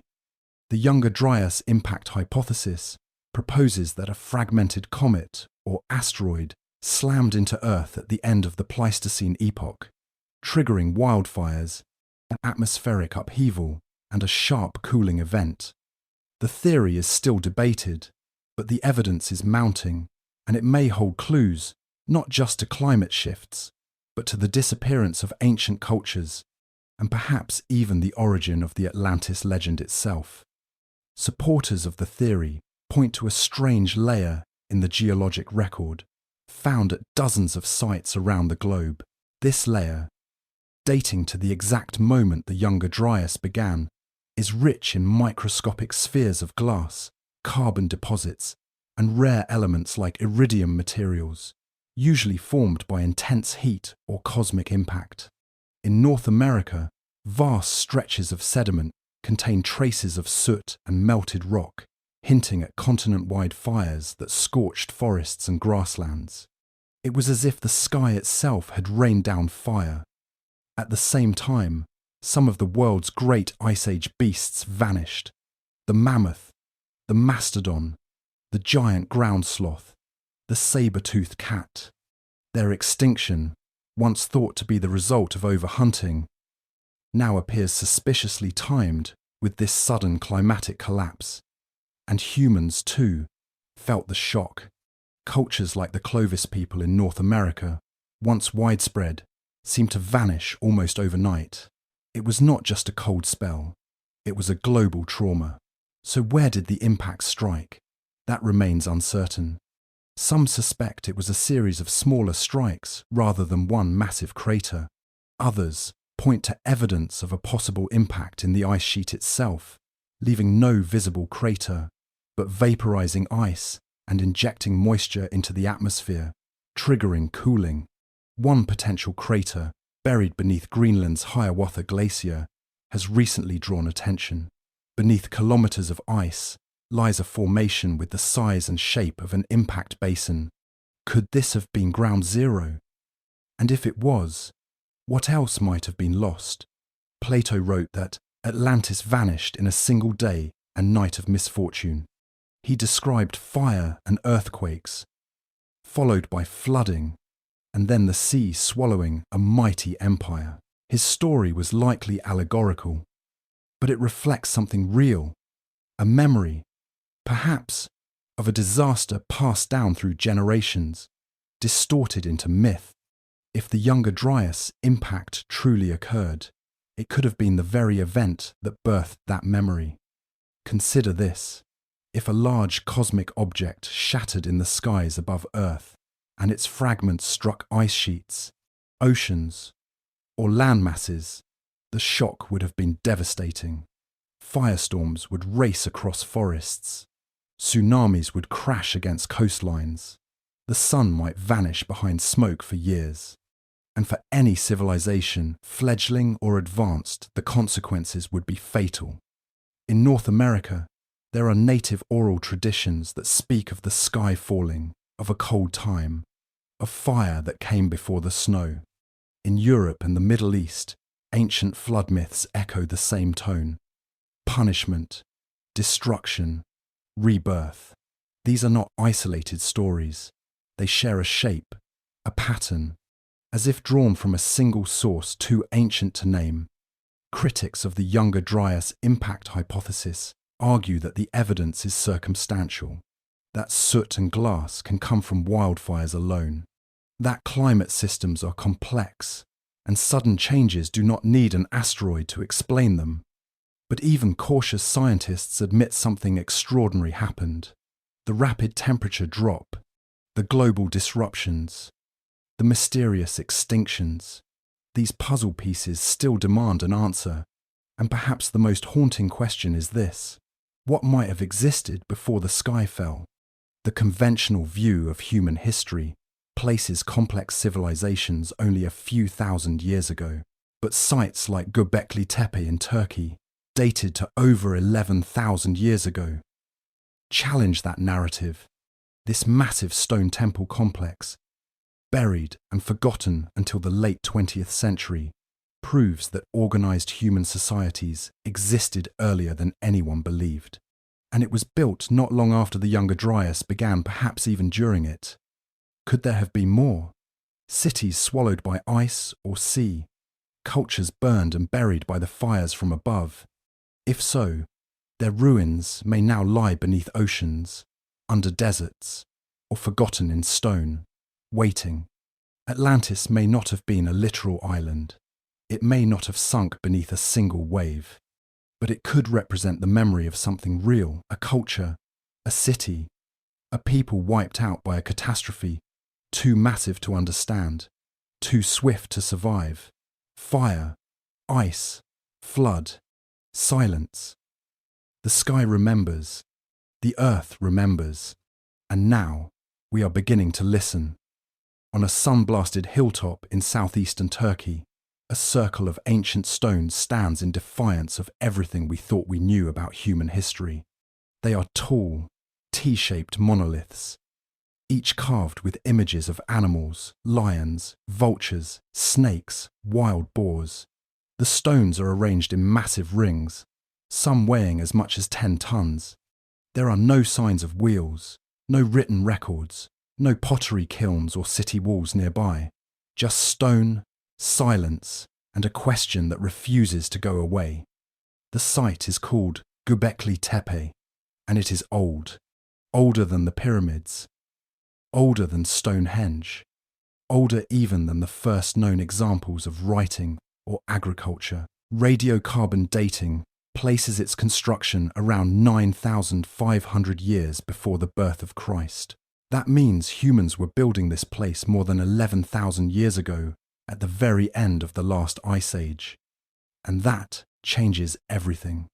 For decades, scholars believed civilization began only after agriculture, that people had to settle down, farm crops, and build surplus food stores before they could afford the time and organization needed to raise temples and monuments.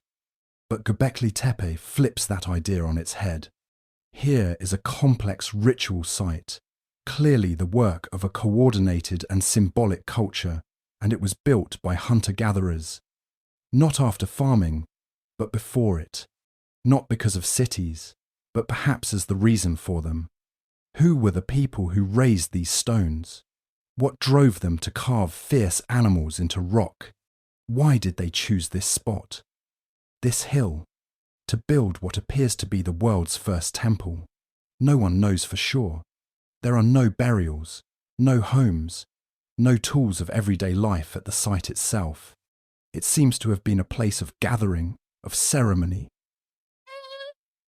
And then, for reasons lost to time, it was deliberately buried, entombed under thousands of tons of earth and stone, as if hidden on purpose. Only a small fraction of Göbekli Tepe has been excavated. Ground-penetrating radar shows that many more rings of monoliths lie beneath the surface, untouched, waiting. If even what has been uncovered so far shatters our assumptions, what else lies beneath that Turkish soil? And here is where the mystery deepens, because the carvings and symbolism found at Göbekli Tepe suggest something more than mere ritual. Some researchers believe the layout of the stones aligns with constellations. Others point to recurring motifs that may hint at myths, at stories passed down through generations. There is even a theory that the builders were commemorating a global catastrophe, perhaps the same event tied to the Younger Dryas impact hypothesis. A memory etched in stone, long before writing made memory easier to preserve.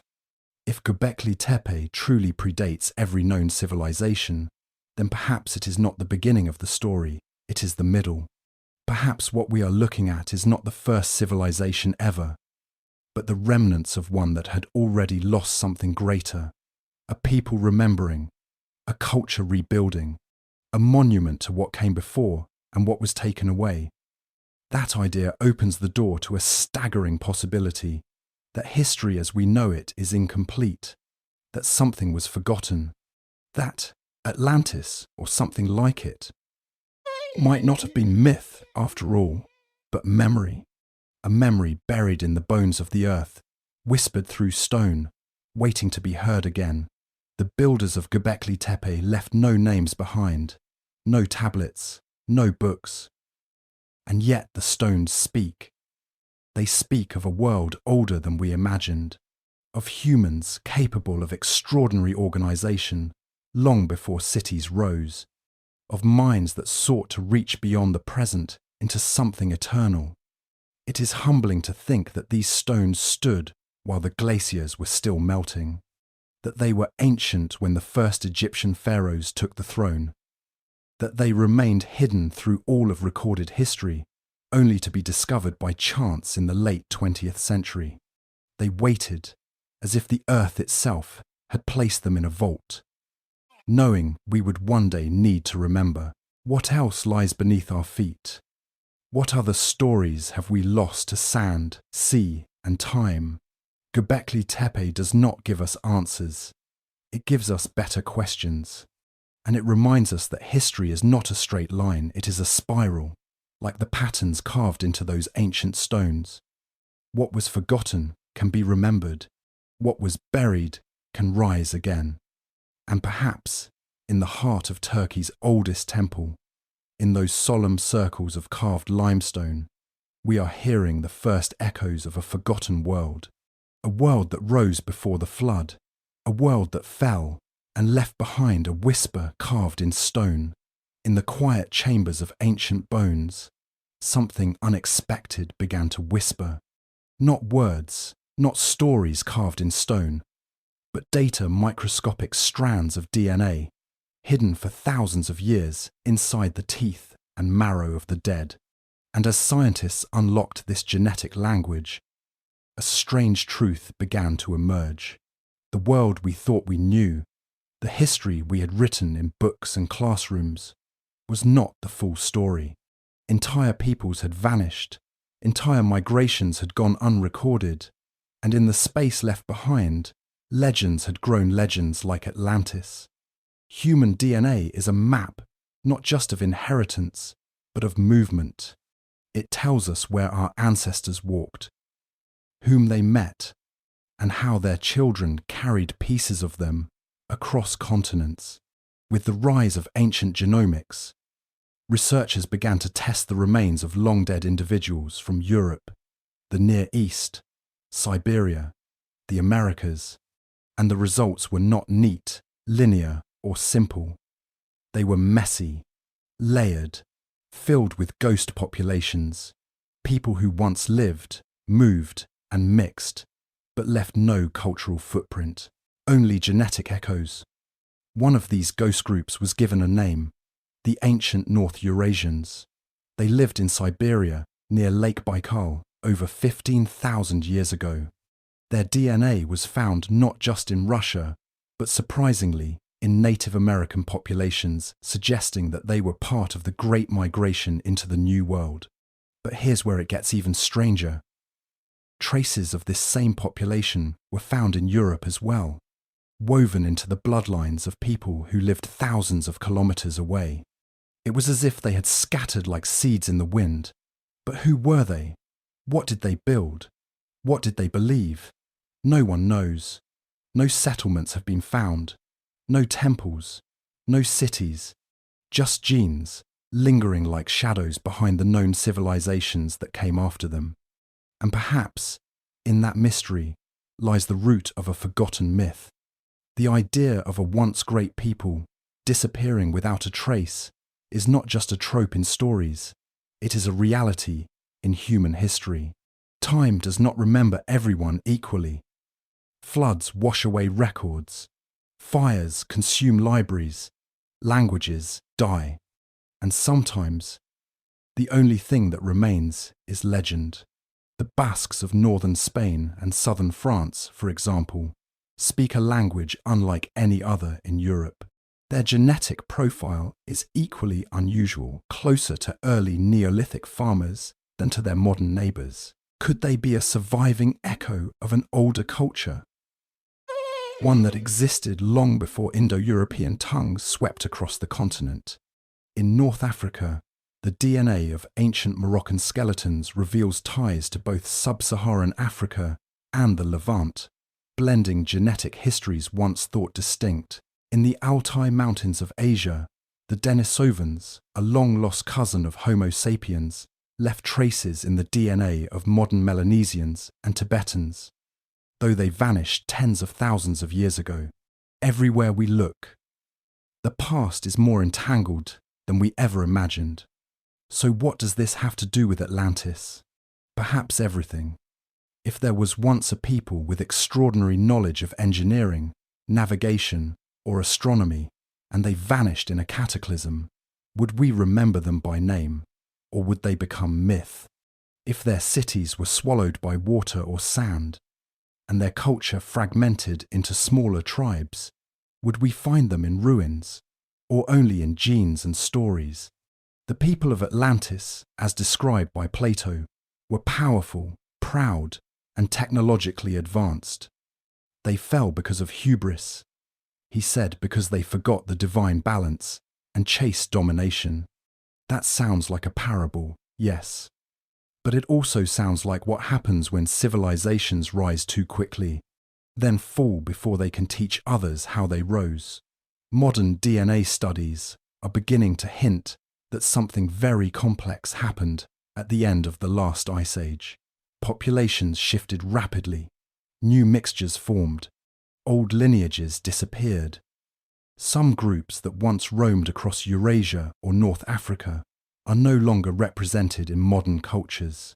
They are ghosts now, invisible but still present in the genomes of billions. And this is where myth and science begin to blur. The legend of Atlantis may be a memory of a forgotten people, a culture that once shaped the world in ways we can no longer see. Their ruins may have crumbled, their language may have died, but their blood may still flow through us, and their story, distorted by time, may be what remains. We are not alone in our bones. We carry the past inside us, whether we know it or not. Every person is a mosaic of migrations, extinctions, and survivals. And as we decode the secrets of ancient DNA, we are not just learning who we are beginning to remember who we forgot. Perhaps Atlantis was not just a place. Perhaps it was a people who walked the earth long before the names we now know, a people who saw the stars, built monuments, crossed oceans, or tried. And when the world changed, they vanished. All that remained were fragments, genes, myths, whispers. And now, after thousands of years, science is listening. Around the 12th century, before the birth of Christ, the lights went out across the ancient world, not just in one city, not in one kingdom, but everywhere from the shores of Greece to the plains of Mesopotamia. Entire civilizations that had thrived for centuries vanished almost simultaneously. Palaces burned, trade routes crumbled, scripts were forgotten, and for nearly 400 years, the Eastern Mediterranean fell into a dark silence historians still struggle to explain. This was the Bronze Age collapse. But what if it was more than just a collapse? What if it was the end of a world that once inspired the myth of Atlantis? Before the fall, the region was a web of empires, city-states, and kingdoms bound together by commerce, diplomacy, and war. The Mycenaeans ruled in Greece, building citadels with walls so massive they were said to be the work of giants. The Hittites commanded a mighty empire across Anatolia. In Egypt, the new kingdom flourished, stretching its influence far into the Levant. The Minoans had already fallen by this point, but their legacy lived on in art and trade. Cyprus was booming. Ugarit was a hub of literacy and culture. Across the region, scribes recorded laws, alliances, and myths in clay and ink. And then, all at once, it stopped. By the end of the 12th century before Christ, cities were abandoned or reduced to rubble. Writing systems like Linear B and Ugaritic disappeared. Trade collapsed. Even mighty Egypt staggered, never fully recovering. Historians call this a systems collapse, a moment when all the interconnected parts of a civilization fail together, cascading into ruin. But why? Theories abound. Some blame climate change, a prolonged drought that dried up crops and forced migrations. Others suggest earthquakes, possibly in a chain of destruction. Still others point to internal rebellion or economic instability. And then there were the Sea Peoples, a mysterious confederation of seaborne raiders who appeared suddenly and struck with devastating force, overwhelming armies and levelling cities. Their origins remain unknown. Some believe they came from the Aegean, others think they were displaced refugees. All we know for sure is that they helped tear down what had taken centuries to build. Now imagine living through that. Imagine watching your city burn, your neighbours flee, your gods fall silent.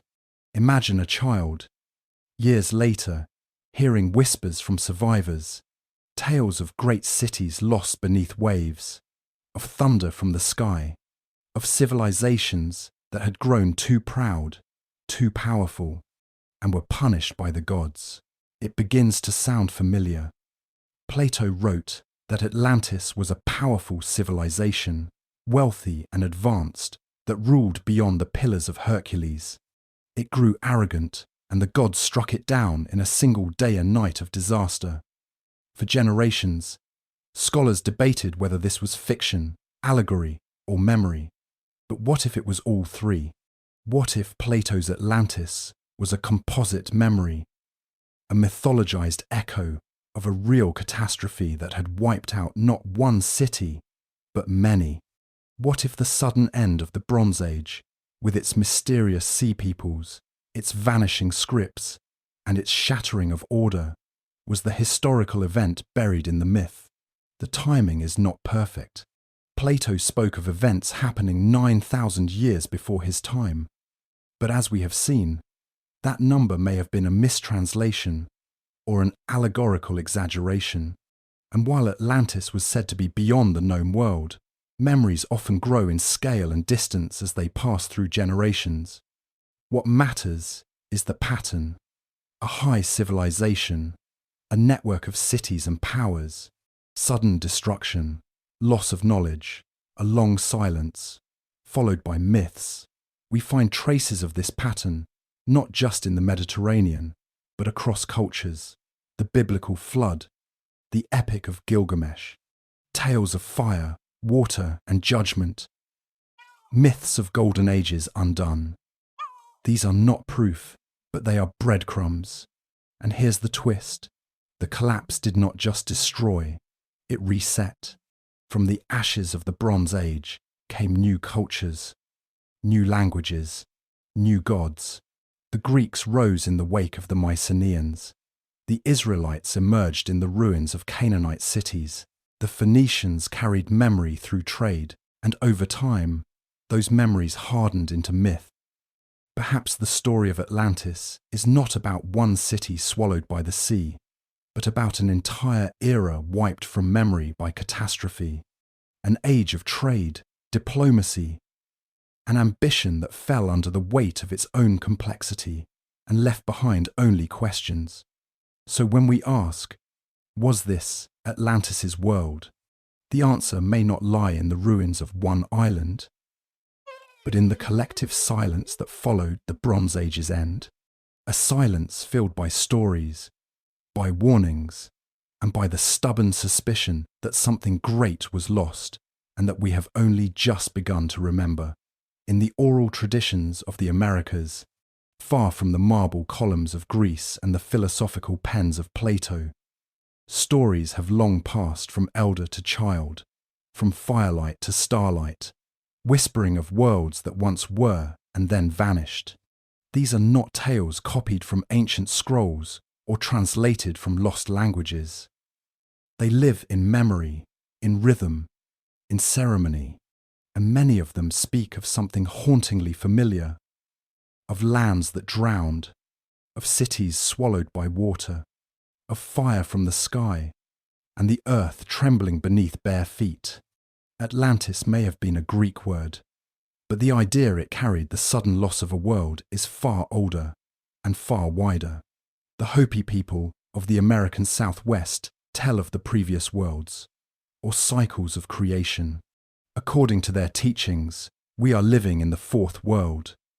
The first was destroyed by fire, the second by ice, and the third world? It was destroyed by flood. In that world, humans had advanced knowledge and lived in great cities, but they became corrupt, forgetting their spiritual responsibilities. So the waters came. Only a few were saved, carried in reed boats, or led underground until the land was safe again. When Plato described Atlantis, he spoke of a proud people punished by the gods. The Hopi, too, remember a proud people whose arrogance ended their world. Far to the south, the ancient Maya spoke of previous creations in the Popol Vuh. The gods, dissatisfied with their earlier versions of humanity made of mud, then wood sent floods, jaguars, and fire to sweep them away. The Maya were not just builders of pyramids and keepers of calendars. They were astronomers, myth makers, and observers of cycles, both in the heavens and on the earth. They believed that time itself moved in great cosmic loops. What had happened before could happen again. In the Andes, the Inca inherited myths from even older cultures like the Tiwanaku and the Wari. One enduring story tells of a race of giants who lived before the sun was created. They were strong, intelligent, but defiant. In response, the creator god, Viracocha, unleashed a flood that wiped them away. Only a few survived to repopulate the world. The Inca, too, saw history as a spiral, with each age ending in destruction, only to begin anew. These are not isolated myths. They are echoes. Even among North American tribes like the Lenape, the Ojibwe, and the Choctaw, stories survive of a time when a great deluge transformed the land. Some speak of a turtle rising to support the new earth. Others remember stars falling from the sky. In Alaska, the Dena'ina recall a time when the ocean swallowed their ancestral home. In the Pacific Northwest, the Haida tell of a time when the sea came rushing in, devouring forests and mountains. Again and again, the pattern repeats: cataclysm, water, survival. Skeptics will say these are simply flood myths, that every culture living near water will eventually tell stories of it rising, of storms, of tides. That is fair. But the consistency, the timing, the shared themes beg deeper questions, especially when paired with geological evidence of abrupt sea level rise, cosmic impacts, and massive seismic events near the end of the last ice age. The last glacial maximum ended around 12,000 years ago. As the ice sheets retreated, oceans rose not slowly, but in pulses. One such pulse may have added as much as 10 meters of sea level in a matter of centuries, or even decades. A wall of water swallowing coastlines across the globe. If great cities once stood there, cities built before agriculture took hold, what would remain? Not stone, not metal, only memory. And in the Americas, that memory lived on. Some researchers have dared to connect these myths to real geographies. Could the Bimini Road near the Bahamas be a remnant of an ancient civilization? Could the submerged land bridges of the Caribbean once have supported thriving cultures before the sea reclaimed them? Could the myths of the Arawak, who spoke of a land to the north that sank beneath the ocean, be another echo of something far older? The academic world treats such speculation with caution, and rightly so. But sometimes, caution alone cannot explain why peoples separated by vast distances and centuries tell stories that rhyme. Perhaps Atlantis is not a singular location, but a symbol of something real that happened to many. A memory encoded in story, shared across continents, not by ships or traders, but by trauma. A shared wound from a time when the earth itself convulsed, and the sky seemed to turn against the world below. If Plato heard whispers of a drowned land from Egyptian priests, is it so strange to imagine that the ancestors of the Maya, the Hopi, or the Inca preserved the same whispers in chants and carvings?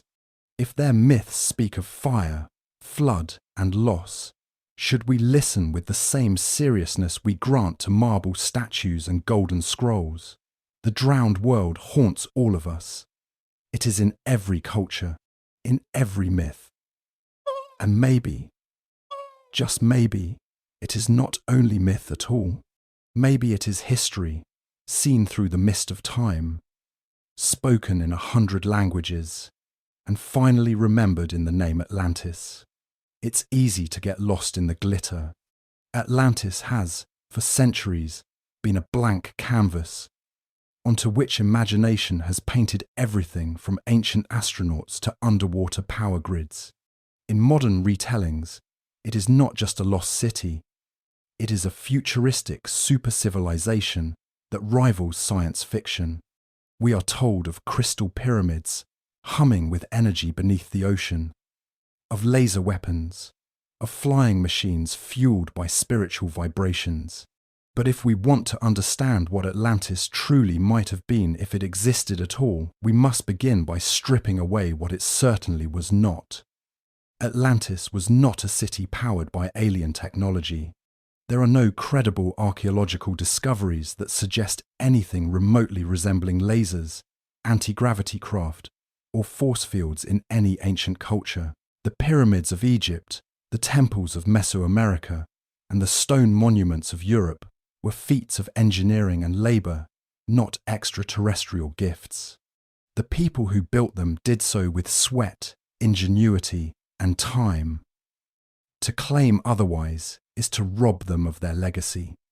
Atlantis was not home to a race of psychic superbeings.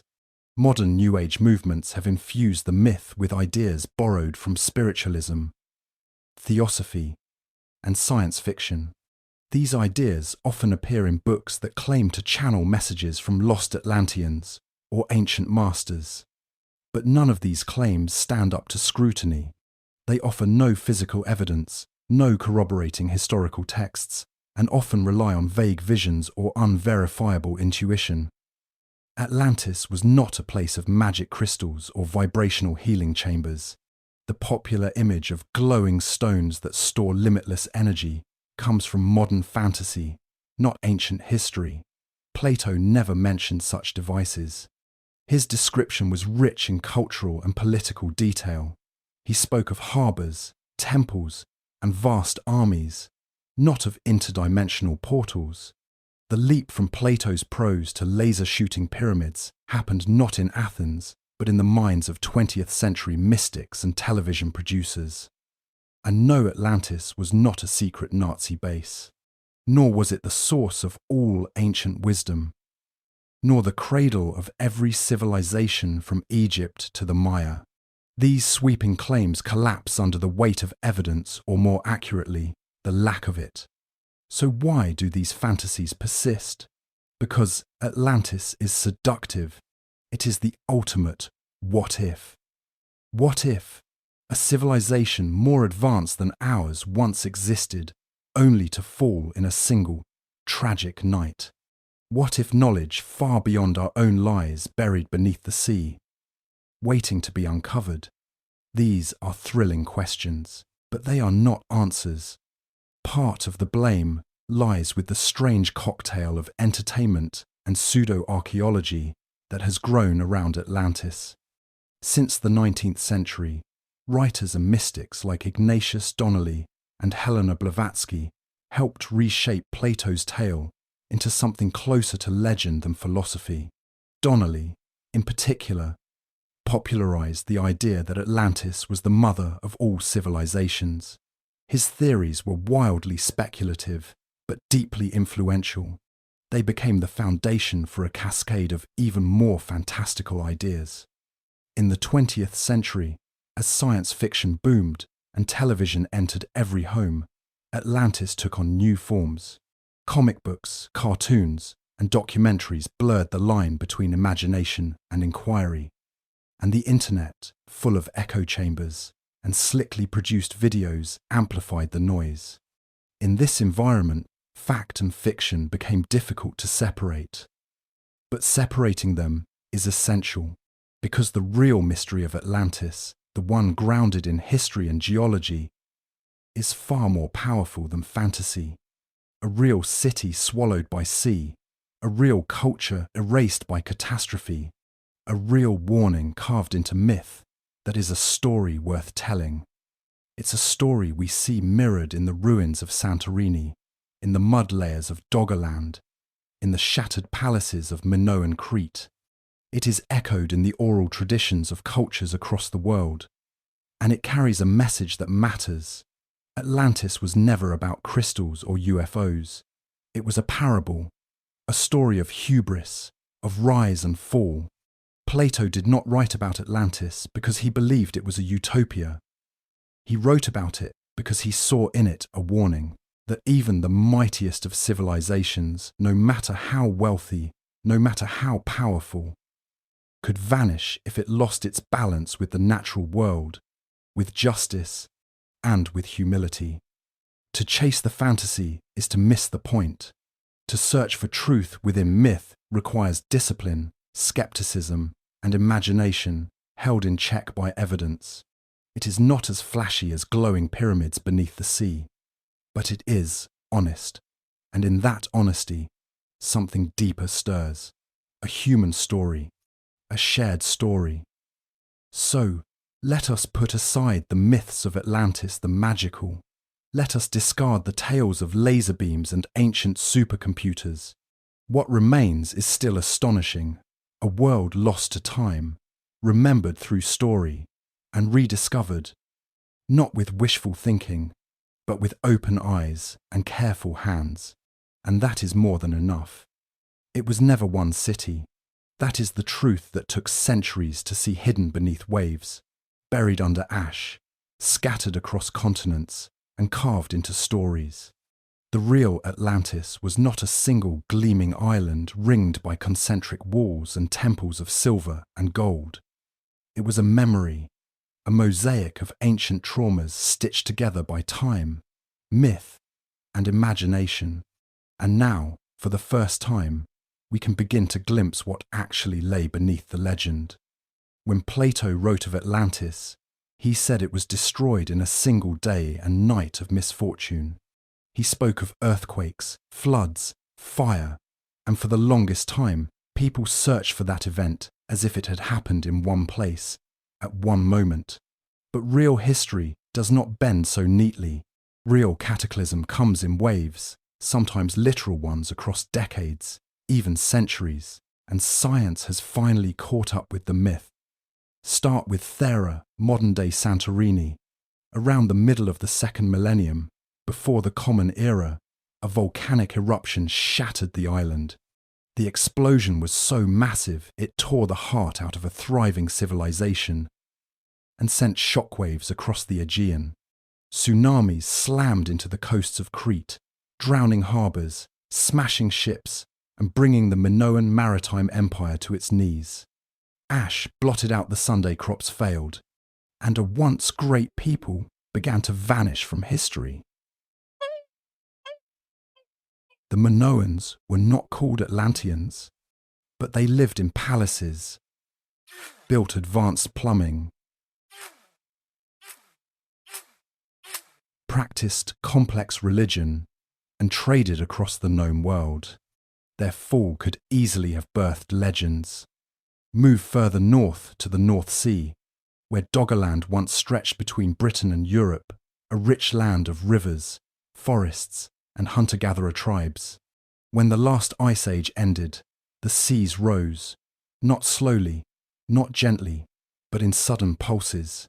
Entire regions vanished beneath the waves. The people who lived there watched their world drown. Their descendants may have told stories of the lost land stories that echoed down through generations until they reached Egyptian priests, and through them, Plato. Then there is the Richat structure in the Sahara. No proof ties it directly to Atlantis, but its shape circular, with outer and inner rings, has captured imaginations for good reason. The region around it shows signs of once having been lush, fertile. The Sahara was not always sand. Long ago it bloomed, and if a culture thrived there, only to be erased by climate shifts, the desert itself would have become the grave of its memory. And yet that is only part of the story. The Younger Dryas impact hypothesis suggests a comet or asteroid may have struck Earth around 12,800 years ago, triggering sudden cooling and megafloods. Evidence from Greenland ice cores, North American sediment layers, and ancient charred remains point to a global trauma. Fire rained from the sky, glaciers surged, species vanished. If humans were building anything approaching civilization at the time, whether settlements or shared knowledge, they may have seen it all undone in moments. In that chaos, stories would have been all that survived. Even Göbekli Tepe, the world's oldest known megalithic site, suggests a complexity long before writing or metal. Its builders shaped massive stone pillars with precision. They aligned them with stars. They remembered something. They came together, not in survival, but in worship, in memory. Perhaps they too were part of a broader legacy, a whisper of a time before the flood, before the collapse, before the forgetting. And when you follow the genetic evidence migrations across continents, sudden disappearances of lineages, the movement of language and symbols, it paints a picture of a species constantly disrupted by environmental catastrophe. Civilizations did not rise in a straight line. They surged and fell. Every flood myth, every skyfire, every tale of gods punishing arrogant men, all trace the same arc. Rise, hubris, ruin. So where is Atlantis? It is in the ruins of Akrotiri, where frescoes speak of a lost sophistication now buried under volcanic ash. It is in the drowned valleys beneath the English Channel, where once hunters walked across a green plain, now gone forever. It is in the Hopi and Maya stories of floods and fire, in the Egyptian memories of forgotten dynasties, in the geological scars left by a world constantly reshaping itself. Atlantis was never one place. It was never meant to be. It was a vessel, a way to carry warning across generations, a way to remember. And when science finally caught up to the legend, what it found was not proof of flying ships or godlike technology, but something far more human. It found a people, again and again, facing the end of their world, trying to make sense of what had happened. They used stories, symbols, stars. They carved the warnings into stone. They passed them on in myth. Plato was not a prophet. He was a philosopher. He wrapped truth in allegory, but truth was still there. Atlantis was his mirror held up to Greece, to humanity. A warning that even the greatest fall if they lose their balance with nature, with each other, with humility. And now, through geology, archaeology, and genetics, we are holding that mirror again. What we see is not a single city swallowed by the sea. We see a pattern, a legacy of destruction, resilience, and forgetting. A myth built not on fantasy, but on memory, real memory, magnified, mythologized, and, at last, understood. Atlantis was never meant to dazzle us with its lost treasures or mystify us with ancient technology. It was not a tale told to thrill, but to warn. Plato did not describe Atlantis as a utopia. We only remember it that way because we wanted to. What he truly gave us was a mirror, one held up to the soul of civilization, reflecting what happens when power forgets restraint, when pride tramples humility, and when human greatness believes itself untouchable. Through centuries, the myth of Atlantis has evolved. It has been twisted, romanticized, commercialized, but underneath every retelling, the original message remains like a heartbeat beneath the noise. Atlantis fell because it was brilliant and arrogant. It rose in glory, but crumbled in hubris. It had everything: wealth, armies, influence, knowledge, and it lost it all in a single stroke, swallowed by the very elements that once gave it power. That is the story, and it is not unique. Every empire builds its own Atlantis. Rome burned, Babylon collapsed. The Aztecs, the Khmer, the Soviets all crumbled in the wake of their own excesses, blind spots, and fatal overreaches. History whispers the same lesson again and again. When we place ourselves above nature, above balance, above wisdom, we fall. Not always in flames or flood, but in silence, decay or slow erosion of truth. And today, in the age of skyscrapers and satellites, of nuclear arsenals and artificial intelligence, we stand where Atlantis once stood at the peak of achievement, staring down at the edge of the abyss. We have split the atom and decoded the genome. We have mapped the stars and rewired the planet. And yet, the fault lines beneath us rumble. The oceans rise, the forests vanish, the ice melts, and still, we build. The lesson of Atlantis does not belong to the past. It is now. Because even the greatest civilization is still fragile, not just in the face of nature's fury, but in the face of its own illusions. Atlantis teaches us that the moment a society forgets its limits, it begins to dig its own grave, often with golden shovels. And so, the question is not whether Atlantis was real. It is whether we are listening. The evidence is all around us, in the shifting tectonic plates, in the drowned cities mapped by sonar beneath murky waves, in ancient texts, oral traditions, and fossilized forests beneath desert sands.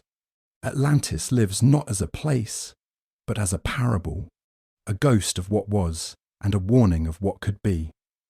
Every time we ignore the Earth's warnings, we echo Atlantis. Every time we choose profit over people, or conquest over community, we rebuild its temples. And every time we believe we are too advanced, too modern, too wise to fall, we step a little closer to the day and night of misfortune. So what do we do with that story now? We remember it. We remember that knowledge without wisdom is not strength, that growth without restraint is not success, and that civilization, no matter how powerful, must always remain humble before the forces of nature and time. Not from beneath the sea, but from within our own myths, our ruins, and our history. And if we truly understand its final message, we will stop chasing the ghost of a sunken city and start listening to the storm that sank it.